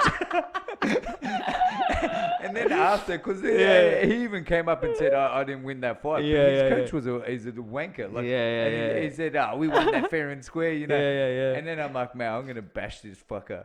And then so maybe 2 months later, went down for a rematch against him, and I just pumped him by about 20. Oh, nearly stopped him. No backing off, no easing on you now, bro. I remember seeing the coach, because the coach ended up being a coach at the AIS, and I was in the AIS after. And so we were talking smack to each other, and he said, he goes, Mark wants his rematch. I said, mate, I will bash that guy again. That's fucking hilarious. I said we can settle it. I said it should be 2-0. Yeah, man. That was like my old man. After that, because the only fight he's ever been to was that first one.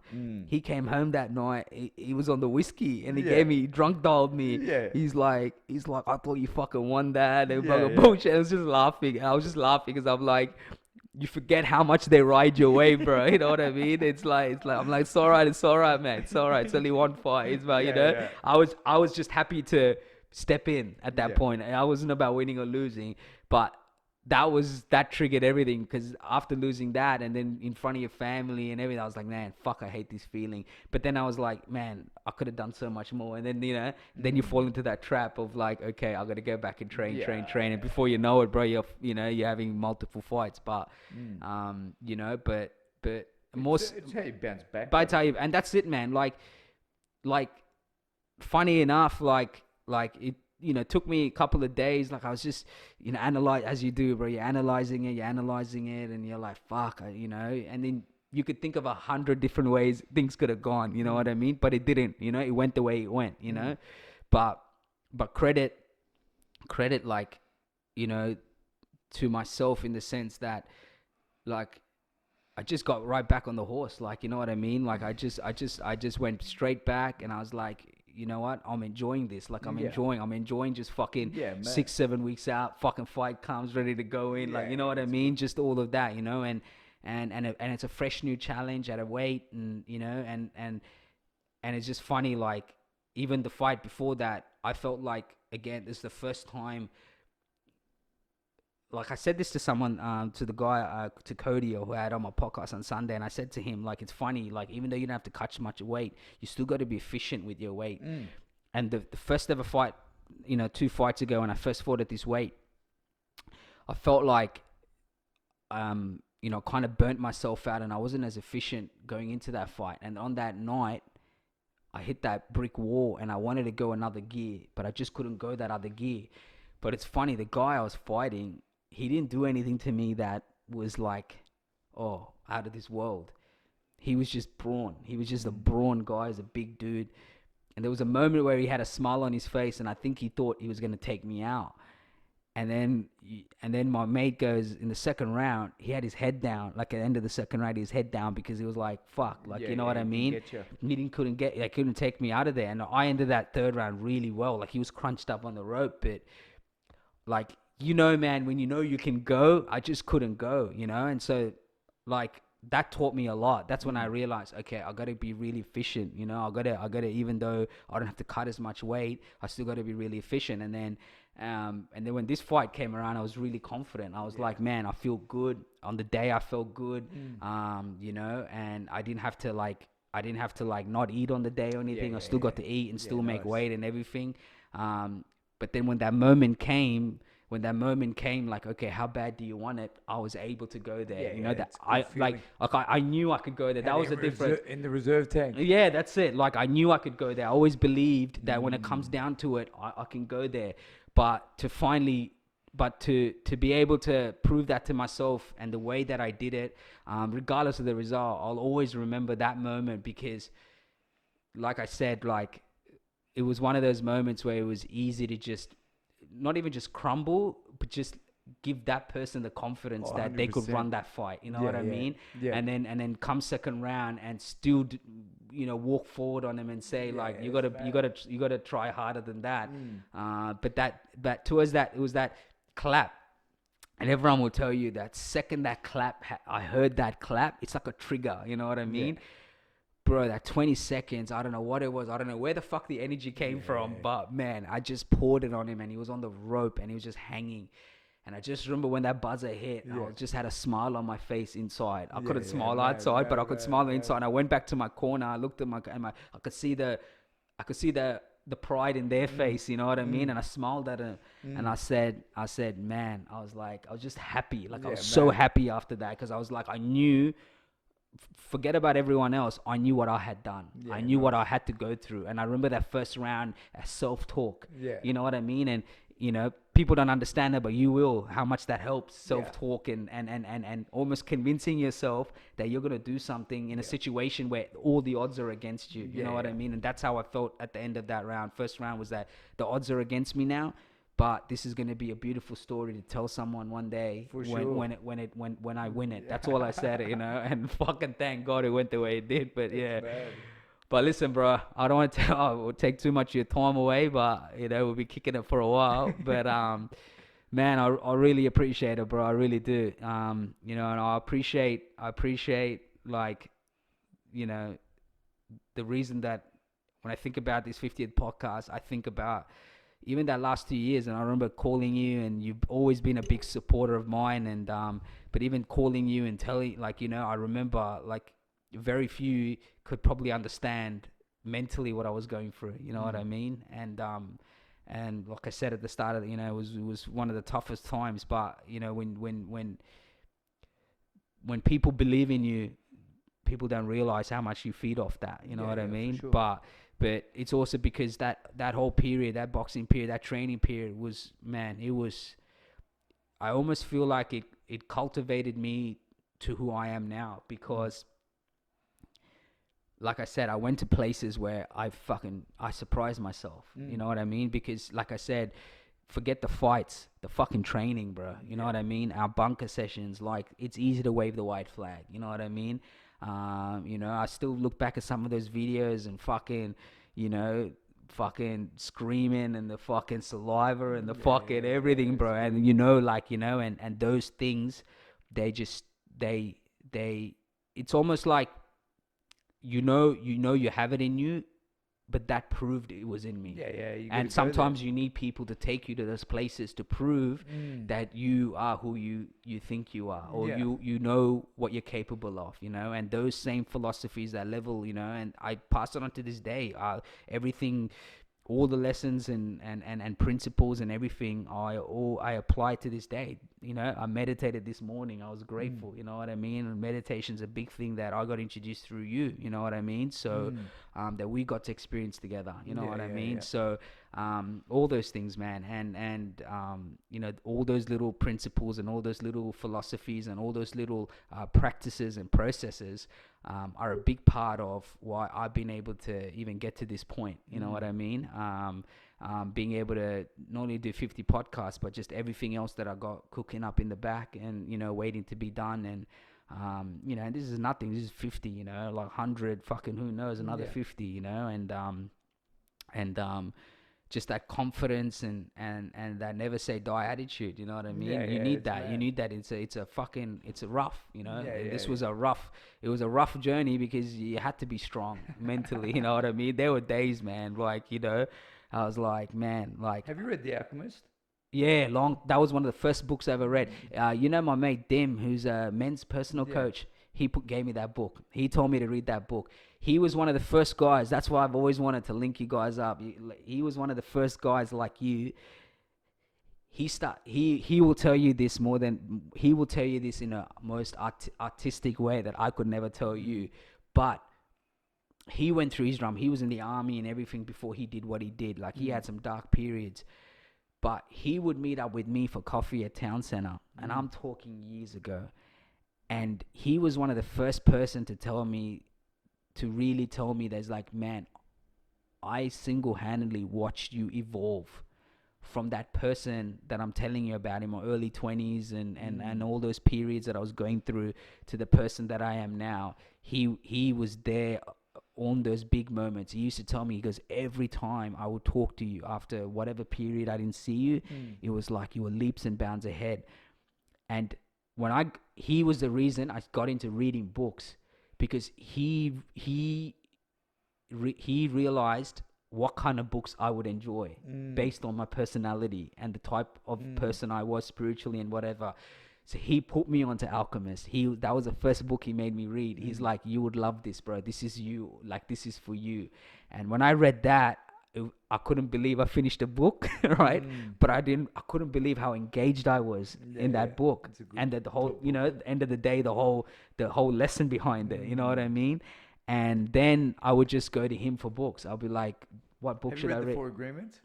No, I haven't read that. The other one I had is The Way of the Superior Man. Yeah, nice. That was another book he put me onto. But what's that, Four Agreements? Yeah. Is that what you're reading now? No. No. Oh, yeah, okay. I've got it in my car. Oh, you've got it in your car? Okay, yeah, cool. But yeah, and he's a big part. Like, similar in how you influenced a lot of things on me. He influenced a lot of things on me in that same state, like that spiritual, that growth, that understanding of oneself. Yeah.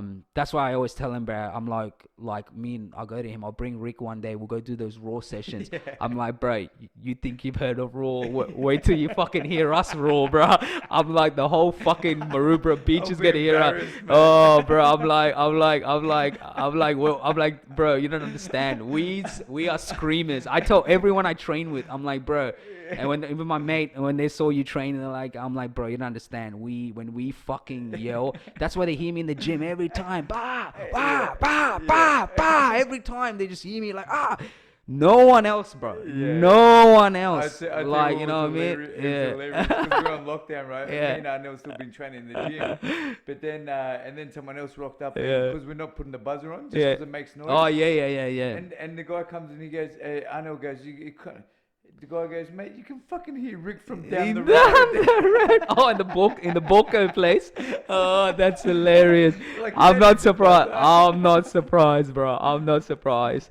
I know that. I know one thing about you, and that's what I always say. I'm like, I told Bartos, the mate I train with, I'm like, man, that mongrel has been in me, but it's not till I started training with Rick that I just got comfortable not giving a fuck who was around me. Yeah. Like, I would just let it out every time I crack pads and they hear that tish, and it's just that, and then these guys just look at me like they were like, bro, what the fuck, man? Like, people look like, what the fuck this guy? But then they're like, fuck, this guy's the real deal. Yeah. It's the same thing with you. Yeah. Like, if once you get into it, and they observe, they're like, okay. Yeah. Like, I remember my coach went to one of the young lads who was being smart ass, one of the young kids, Harry, and he was like, he just rocked up, and I just finished my session. Like, I just did a one-on-one session, and we went hard. Like, we were just on the pads, but like, we did like 10. I could tell he was pushing me. And fuck, a lot of like that fucking screaming and yelling, and then he looks at, and then Harry, the little kid, makes a smart ass comment, like, he's like, "Oh, Jay, you're leaving already?" Like that. Yeah, I'm really? Like, leaving already?